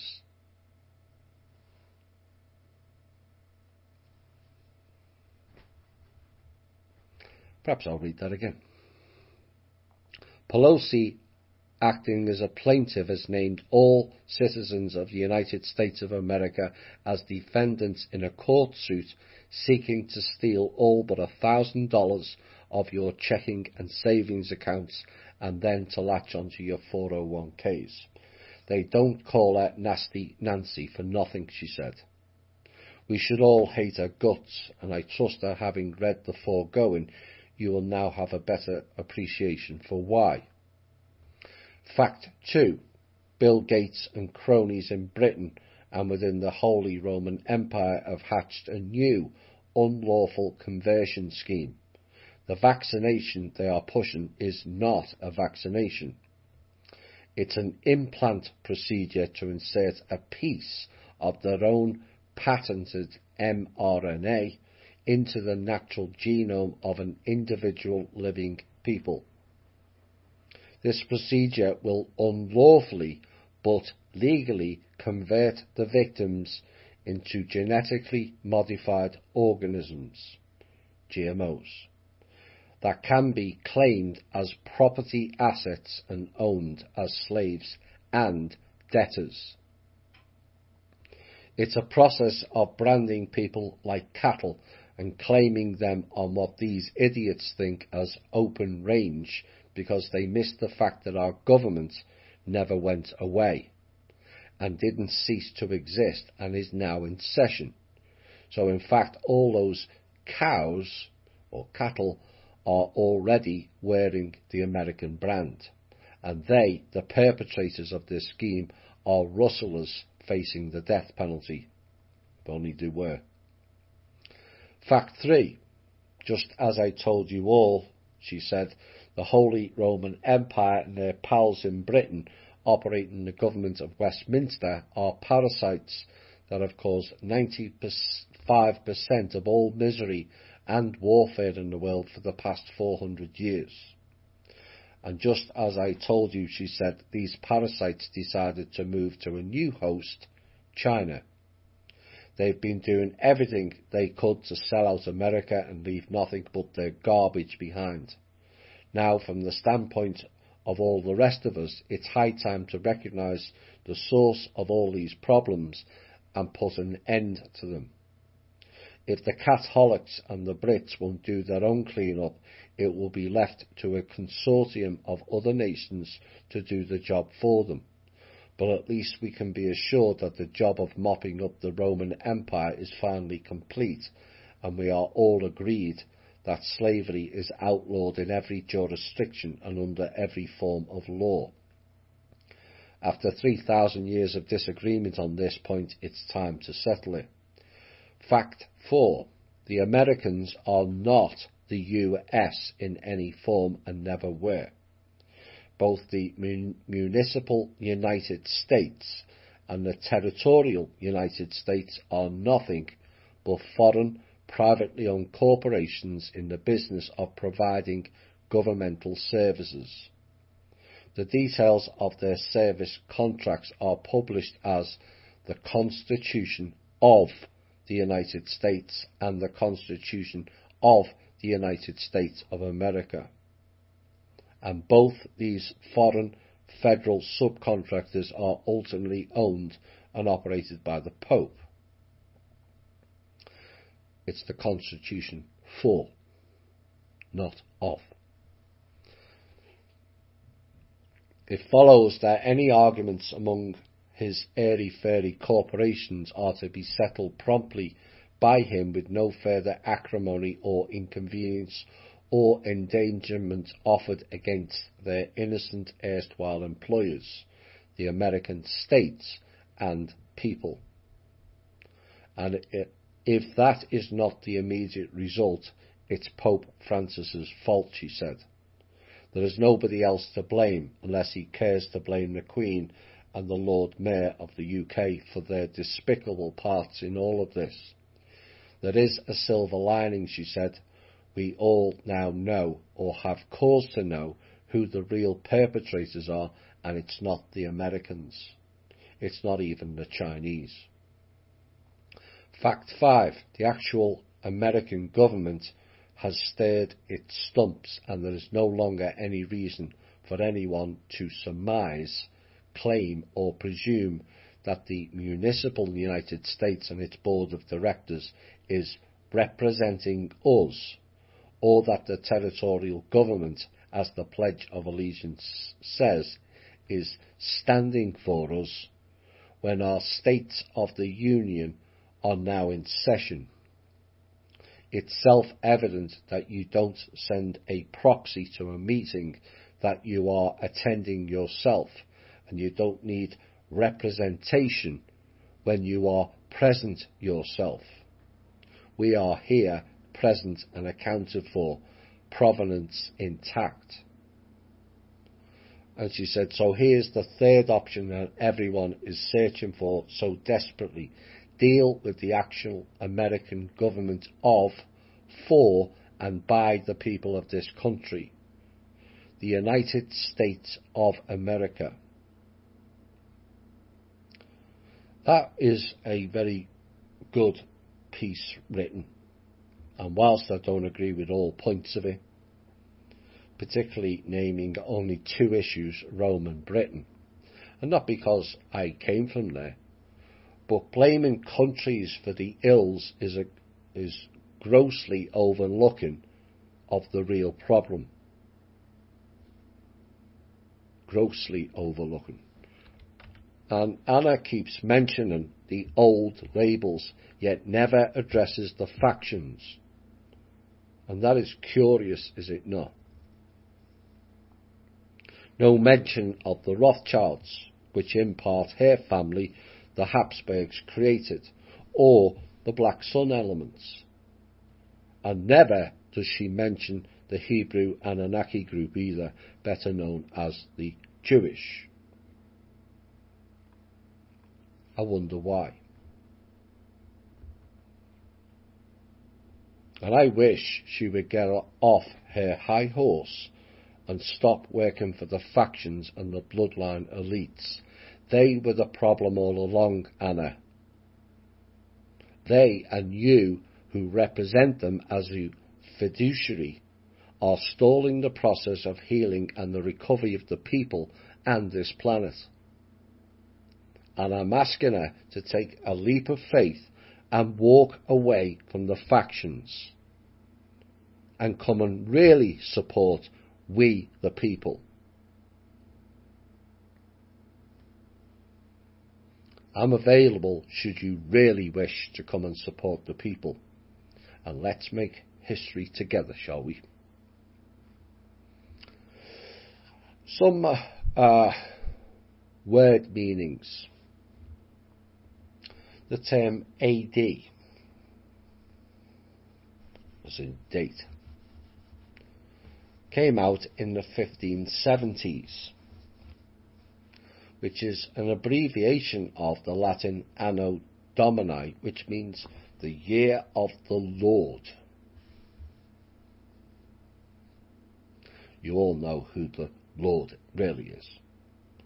And this system of counting years was put forth by Dionysius Exiguus in 527 or 533 CE, but used at first only for church business, and was introduced in Italy in the 7th century and France partially in the 8th century. Now in England, first found in a charter of 680 CE, ordained for all ecclesiastical documents in England by the Council of Chelsea on July the 27th, 816. Now the resistance to it might have come in part because Dionysius chose 754 AUC as the birth of Jesus, while many early Christians would have it or thought of it as 750 AUC. They clearly just don't know, do they? There's also a use of simple for a Anno Domini in an English document which came from the 14th century AC for Anno Christi, which was also common in the 1700s. Then we have the term BC, abbreviation which is said to be before Christ, or Caesar. In chronology attested in 1823, the phrase itself before Christ in Dayton with exact years is in use by the 1660s. That's the key. So BC only came into existence after the King James Bible was written. Oops. BCE, initialism, an acronym for Before Common Era, or Before Christian Era. That didn't come in till 1881, and it said CCE, a secular alternative to BC, and all these stated to be biblical related terms, and what we're finding out is all of them are more modern day terms, and all of them were created after the King James Bible. Last one. B'nai B'rith.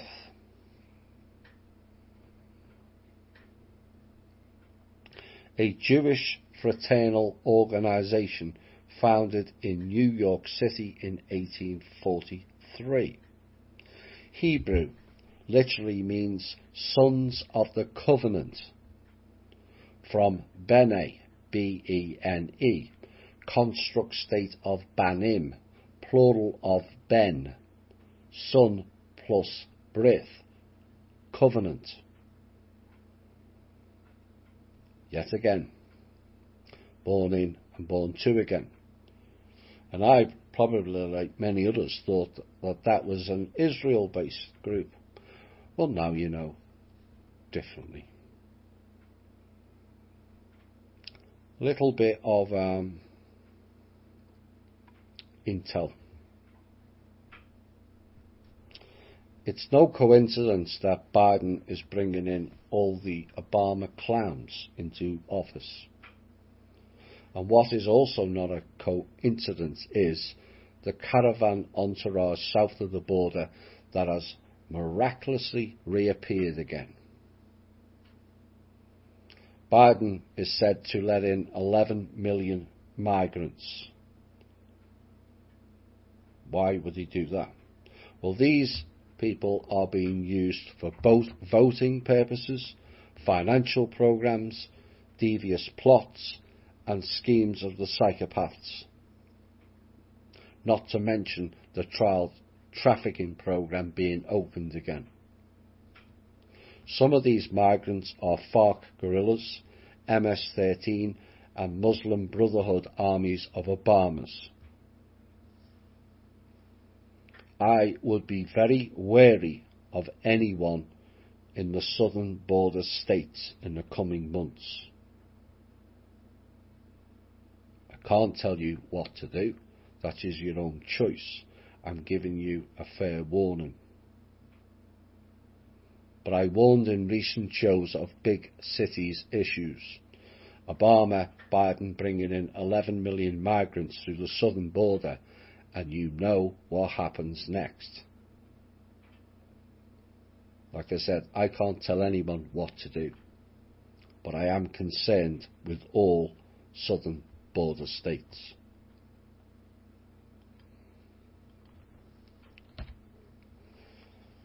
In the next few weeks, we're going to have Super Bowl 55 is coming soon.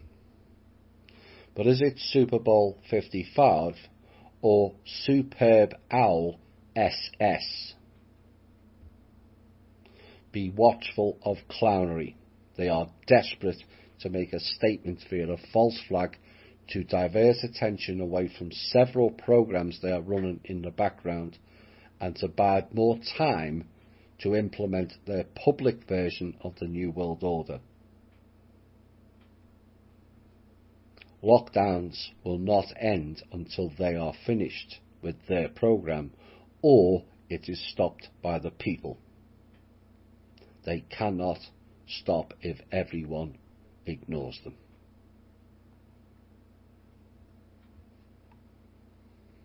Be a radical and hug people. It spoils the algorithms. Apply humour. It spoils their algorithms. THI spoils their algorithms. Know thyself, nothing to excess. Surety brings ruin. We'll be back shortly. Right. This next section is more From Russia with Love proof or evidence. And the first is not a particularly pleasant story, but it's pleasant that it's actually coming out and people are being charged now, unlike in the past. But a child rape victim was accused, or has accused, nuns of a now shuttered Catholic children's home in Germany of pimping out orphans to priests, politicians and other wealthy men. The victim, who's now 63, has remained anonymous despite having fought and won a legal battle for compensation in May over the horrors that they endured, beginning at 5 years old in March of 1963. And the man, who had struggled with post-traumatic stress disorder and depression since then, was awarded a total of €25,000. Really, it's about $30-something thousand by German courts due to claims that he'd been raped more than 1,000 times. And he also said he wasn't the only victim. And the case was only recently addressed in public for the first time when Germany's Bishop of Speyer, Karl-Heinz Weizmann, spoke out about former diocese official Rudolf Motzenbacher, who was named as an abuser in the case. Now, Motzenbacher died in 1998. This is why they delayed him. It's the same when there was a meeting in the background about ET disclosure and certain other disclosures. They wanted it 50 years ahead, so that all that took part in it are all dead. So you can't charge them. And as part of his spiritual discipline, the unnamed victim said he was beaten and literally dragged by nuns to Motzenbacher's home, where he was routinely sexually abused. Now, the former altar boy at Speyer Cathedral was also plucked from the home to appear at sex parties facilitated by nuns on behalf of clergymen and also the local elite. Over 900 priests left the Catholic Church's sex abuse lists, and the report says the nuns were pimps. There was a room where the nuns served drinks and food to the men, and in the other corner the children were raped, the court read, according to the German news agency KNA. The nuns earned money. The men present donated generously. Sometimes I would run back to the home in blood-smeared clothes, with the blood running down my legs, he said. Before I left in September of 1972, I had been sexually abused about 1,000 times. Now, the home in Speyer was shut down in the year 2000. And he said, but what is the use of the money? My marriage is broken, my bones, liver and kidneys are too.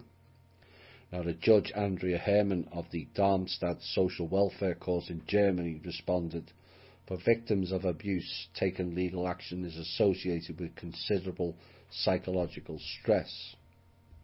Indeed. Yet again, more horror stories coming out of these churches of Satan. And at which point do the people en masse walk away from this evil program? But not in our church, people will say. There are good people in our church. Yeah, right. Forget the church part. There are good people. That's the difference. Why do you associate it with the church? It's got nothing to do with the church. If there's good people anywhere, they're good people. There are good people in the local McDonald's store. Do we go and worship in McDonald's, hand over fear and guilt money to the manager and pray for the Ronald McDonald Sky God to come down and save us?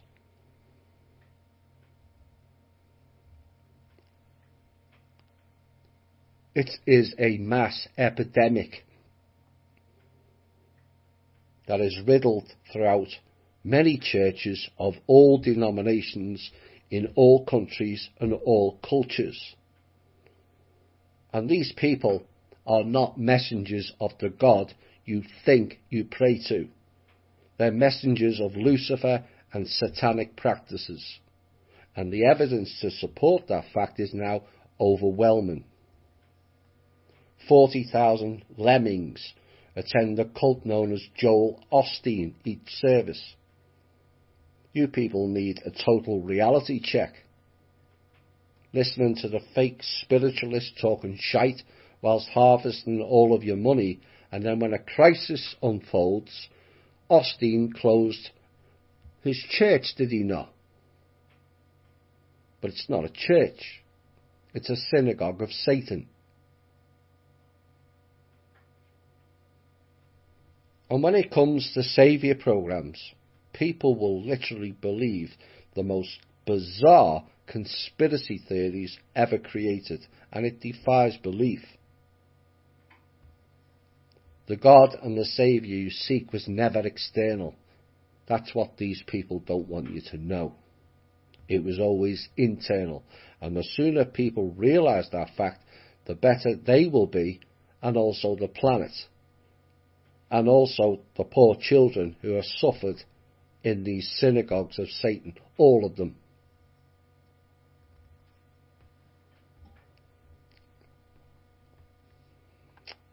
Iran next.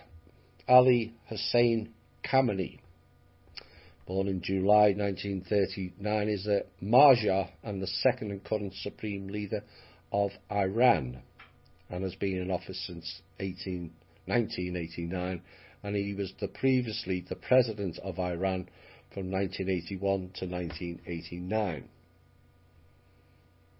So why are we covering Iran? Well, of course, everyone thinks the Iranians are bad because they're the land of the Aryans, is why. Now, Ali Khamenei is not a wholly good guy, to be quite honest, but he does talk some sense. Khamenei is involved with Netanyahu, Bush's and Obama for the oil deal, which we outed earlier. but he's also the longest serving head of the state in the Middle East, as well as the second longest serving Iranian leader of the last century, after the Shah Mohammad Reza Pahlavi. And this week he made a major statement. Importing vaccines made in the US or the UK is now prohibited in our country. They are completely untrustworthy. It is not unlikely they would want to contaminate other nations, given our experience with France's HIV-tainted blood samples and blood supplies. French vaccines aren't trustworthy either. Now, the tweet came from a longer address where Cheney also said, "I really don't trust them. Sometimes they want to test the vaccines on other nations."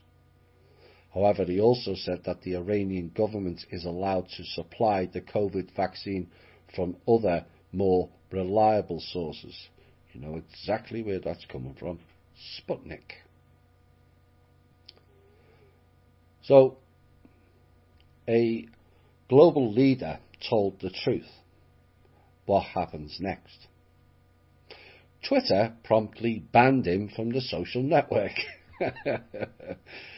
stating the message was no longer available because it violated the Twitter rules, which prohibits vaccine misinformation.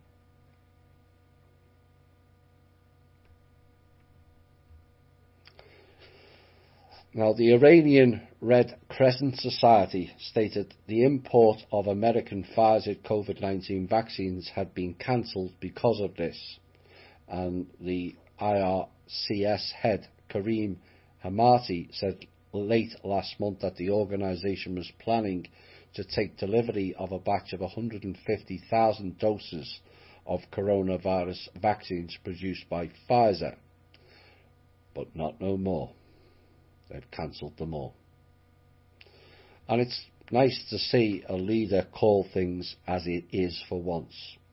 Predictably, the child rules and rulers of Twitter banned it, because the truth is too hard for their tiny, undeveloped brains to handle. Proof that the Kali Ma went through all tribal people all over the world, as we stated in From Russia with Love, gained more credence with a recent discovery. And archaeologists have unlocked a new mystery involving the skulls of women and children centuries after they were buried under a Mexican city. Now, hysterical experts have been left scratching their own heads after digging up the decapitated skulls of hundreds of lost souls from the 15th century. For historical experts read puppets of the established theories or they lose their grants. Now, the remains of 119 people were found in an ancient Aztec Tower of Skulls that was located in the ancient Aztec capital Tenochtitlan, which is where modern-day Mexico City stands. But what struck the experts about the gruesome finding is that many of the skulls are believed to belong to women and children who would have been killed in ritual sacrifices in order to appease the gods. Well, I never. Now, the Skull Tower is part of the Huey-Tzompantli, a massive structure made of skulls that struck fear into Spanish conquerors. Again, the tale is of mass horror and violence amongst the tribal people, long before the scapegoat white man arrived. And yes, many white men committed many atrocities here and also in Central America, but all under orders from the establishment to acquire more wealth and land for their own gain.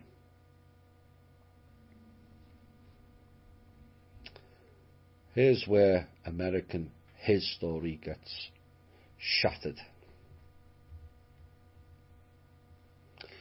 Well, it was generally believed, still is, still being fed and taught bullshit in school, that Columbus was the first European to discover America in 1492. It is now well known that Viking explorers reached parts of the east coast of Canada around 11,000. Except in 1050, I think, the Templars were there, because there's ruins.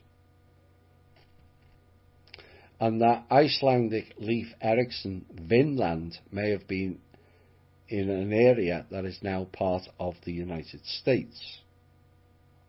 But what is less well known is that a Welshman may have followed in Erikson's footsteps, this time bringing settlers with him to Mobile Bay in modern-day Alabama. And according to Welsh legend, that man was Prince Madog ab Owain Gwynedd.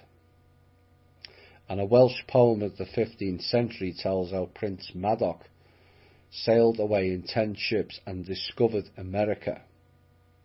And the account of the discovery of America by a Welsh prince, whether truth or myth, was apparently used by Queen Elizabeth I as evidence to the British claim to America during its territorial struggles with Spain. Oops. So, who is this Welsh prince, and did he really discover America before Columbus? Owain Gwynedd, king of Gwynedd in the 12th century, had 19 children. Must have been Catholic then. Only 6 of whom were legitimate. Madog or Madoc, one of the illegitimate sons, was born at Dolwyddelan Castle in Lederer Valley between Betsy Coed and also Blano Festiniog. And on the death of the king in December 1169, the brothers fought amongst themselves for the right to rule Gwynedd.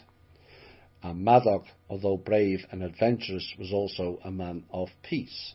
And in 1170, he and his brother Rhaid sailed from Abercarrick, Gwynedd, on the North Wales coast, which is now Ross-on-Sea, in 2 ships, the Gorn Gwynedd and the Pedra Sant.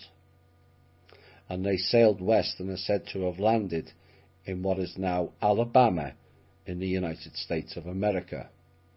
Now, Prince Madog then returned to Wales with great tales of his adventures and persuaded others to return to America with him. And they sailed from Lundy, Ireland in 1171, but were never heard of again. Now, they are believed to have landed at Mobile Bay, Alabama, and then travelled up the Alabama River, along which there are several stone forts, and said by the local Cherokee tribes to have been constructed by white people. And these structures have been dated to several hundred years before the arrival of Columbus, and are said to be of a similar design to Dolwyddelan Castle in North Wales. And early explorers and pioneers found evidence of possible Welsh influence amongst the native tribes of America along the Tennessee and also Missouri rivers. In the 18th century, one local tribe was discovered that seemed different to all the others that had been encountered before. So this local tribe was different to all the other tribes. And this tribe was called the Mandans, and were described as white men with forts, towns and permanent villages laid out in streets and squares. And they claimed ancestry with the Welsh and spoke a language remarkably similar to it. Instead of canoes, Mandans fished from coracles, which is an ancient type of boat still found in Wales today. It was also observed that unlike members of other tribes, these people grew white-haired with age.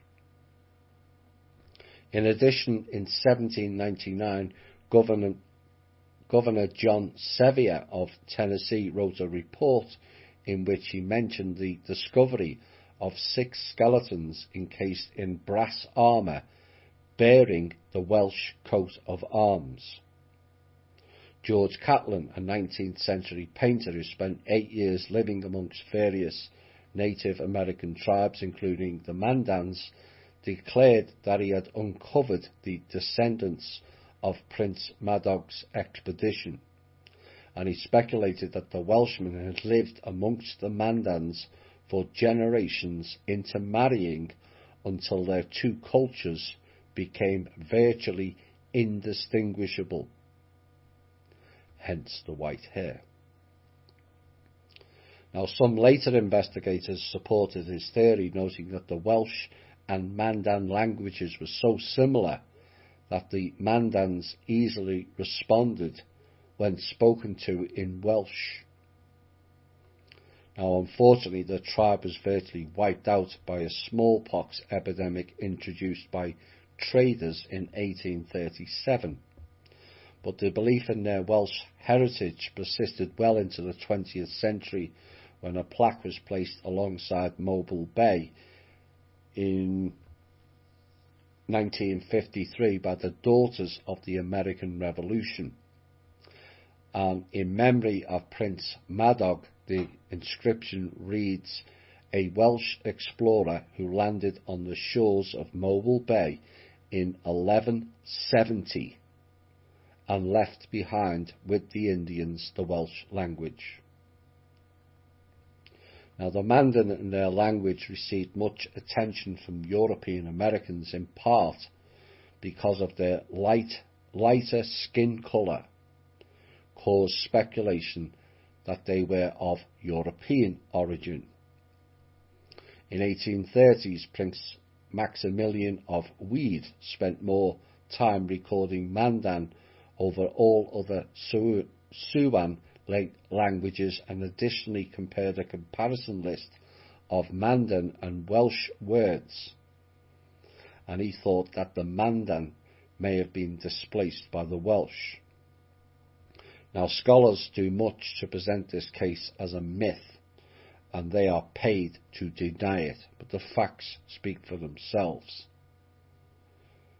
Now, the Mandans, I looked into them. They were regularly attacked by other tribes, which our show has stated previously, and here is an excerpt confirming that. Soon, attacks on hunting parties by Lakota and other Sioux made it difficult for the Mandan to be safe in the treaty area. The tribes called for the United States Army to intervene, and they would routinely ask for such aid until the end of the Lakota primacy. Despite the treaty, the Mandan received little protection from US forces. Now, there goes another American history myth. Columbus, my ass. Columbus was paid by the Roman Catholic Church for those expeditions. It was a hostile church-based takeover of the country. Yet Americans are taught to celebrate Columbus and the founding of America. What utter bullshittery that is. And it's on a par with the fable called the Civil War. There's nothing civil about war to begin with, but that was another hostile takeover of this country. And they used the American people to fight in it for their gains. Which country tried to save the American people in that time of need? Russia. Not what the Hebrew Anunnaki-led scholars of conspiracy want you to believe, is it? A full rewrite of American history needs to be taught to every man, woman and child in this country, as your history is all based in conspiracy and complete fairy tales. Only then can we start the healing of this country that it requires by telling the truth about this country in full. Only then can America be made great and go forward with a better understanding of what really took place here. And so there is evidence the white man came and not conquered, but lived, traded, engaged and intertwined with the local populace. Not what the Hebrew Anunnaki wants to portray, that is it. Those nasty white men ruined everything as their narrative. Well, this story and others stated by the Hopi proves otherwise. Final piece tonight, some pondering again.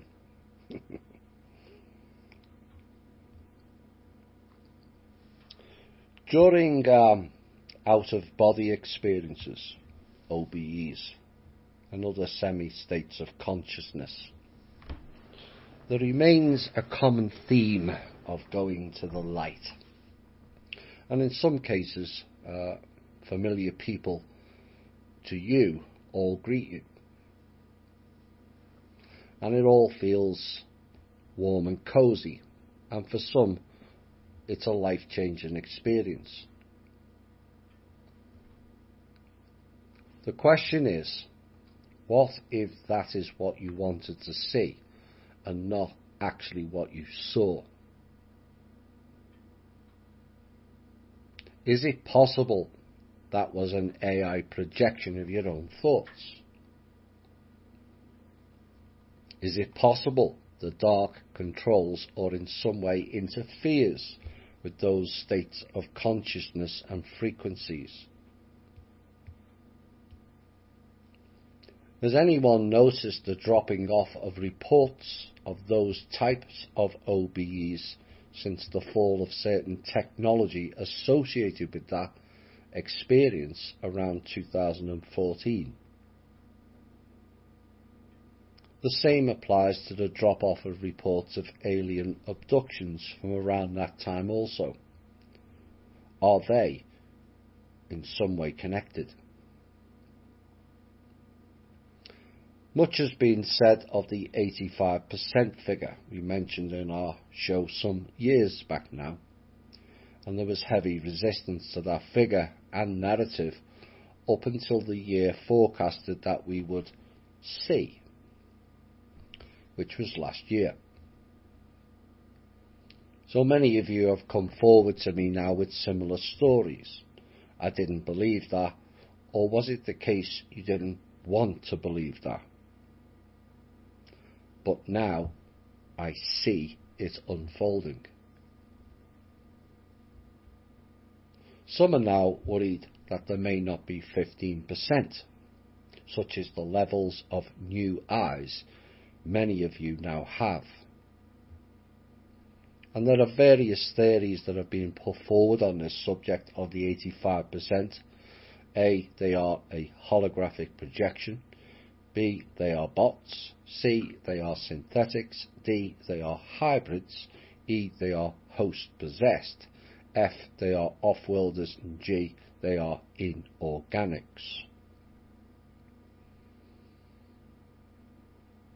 And often is it not the case that people pick the one they are most comfortable with? Why? Because all of us know some or many within our own circle that fit under those categories.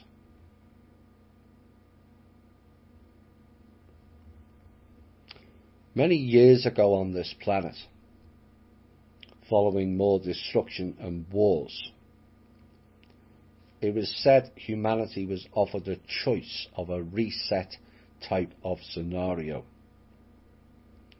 They would lose their memories, pains, diseases and harsh lifestyles and would start again anew like a blank slate or a tabula rasa.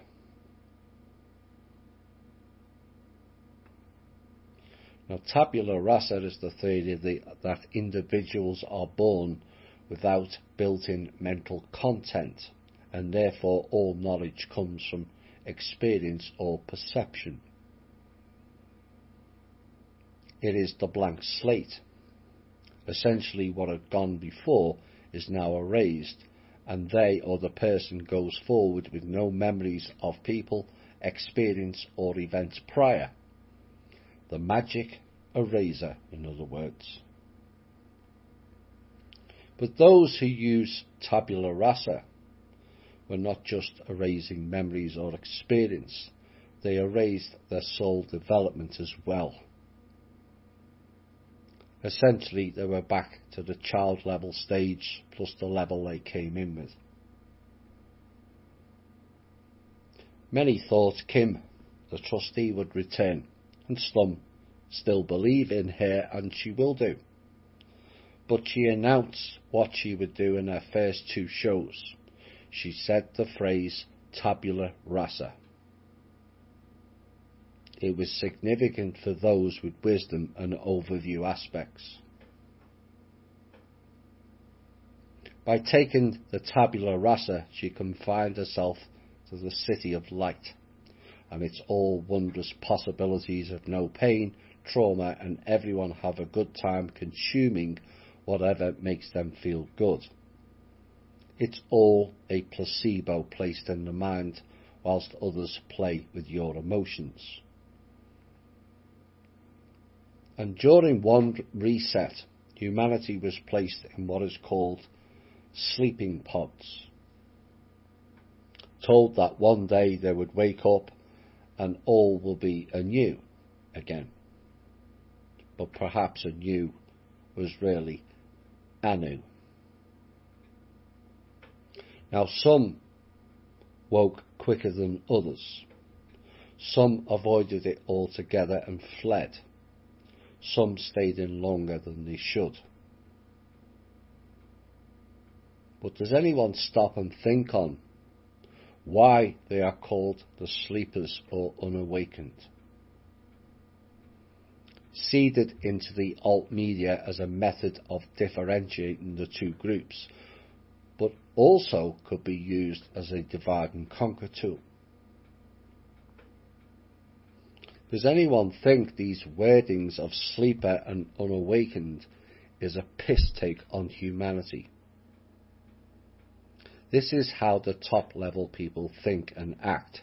They take great amusement in playing out dark magician games with humanity, whilst to all intents and purposes our Creator God sits back and does nothing for his creation or to stop it. If that statement is not true, please provide the evidence otherwise. False wiping of memories, events, pain, fear, traumas will not make the issue go away, it only prolongs it. Those states are our learning tools. They are for our soul development, the pathway to wisdom, knowledge and enlightenment. Erasing them or playing tabula rasa in 3D or sleeping pods does not make them go away, but makes you relive them over and over again until you step out of the sleeping pod, walk away from the city of light and face the actual consequences of life upon this plane of existence. So back to the OBE experience. Is it a coincidence that many walk to the light, not considering the potentiality that the light may be a trick? Many have spoken of the light being a trick in these experiences. And for an earth-based analogy, look at the Illuminati. the illuminated ones, as they are called, worshipping Lucifer, whom they call the light bearer. But their light is false, is it not? Immersed in satanic practice, dark magic, various sexual deviances, death and harvesting. And those people think they are the light. And no, I'm not joking, they really do. But it's all an illusion. They, like many others on this planet, love the illusion game. Why? Because they won't face reality. All too content to believe their fame and wealth elevates them into demigod status, when in truth they have been duped by the dance of the dark in a light-based environment. So people are entrained to go to the light. After all, it's the majority rule, and many others did it before, but the many others have no memories left. Now, why is that?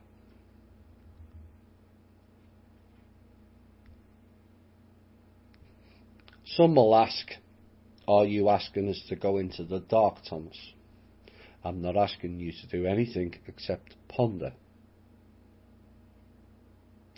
People will ask, why head for the dark when you can go into the light? And it's a fair question. But have you defined what is the light? Have you ascertained that is the light, or just another dark magician trick?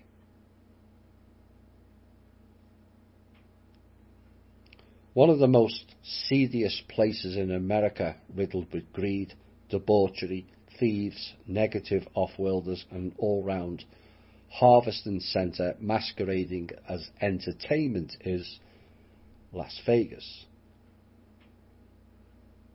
What is the most common theme for Las Vegas? A city of lights, echoed by New York, Los Angeles, and also Paris. Do you think it is a coincidence those cities are known for dark practices whilst exhibiting so much light? But the clue is, all those lights are not natural, are they? It is the false illumination tactic again. Once you see a pattern, it always repeats, remember.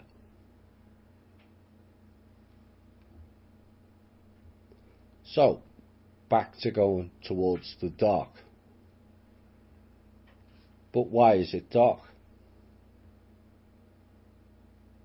Because no light shines within it is why. Like the void, it is dark, but it's the real blank slate, not the 3D tabula rasa version. But the great question is, why is it dark and no one goes there? Because people are entrained to fear the dark, and the darkness is why. Yet we learn our greatest lessons from the dark. So why fear it?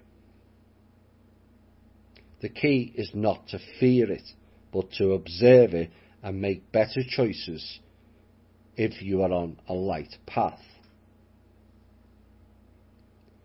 With a blank slate, you have the ability to create the real light within the darkness. You are the light in the dark.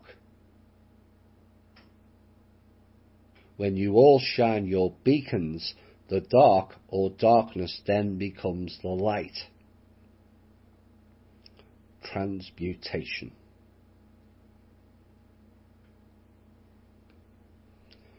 Some people at this time will say, oh my God, and I never thought of that, or that never occurred to me, that concept.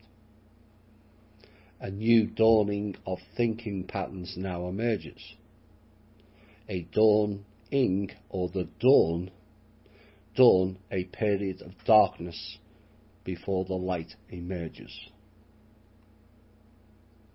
And like the 100 series that covers the City of Light people immersed in the AI world of fakery, they asked, where are all the good guys? The answer, there is none. Why was there no good guys? Because we didn't create enough of them. Why is there no light in the dark doorway? Because we have not created enough light, guys, to illuminate it. This has been the Truth, Honour and Integrity Show. My name's Thomas Williams. Bye for now.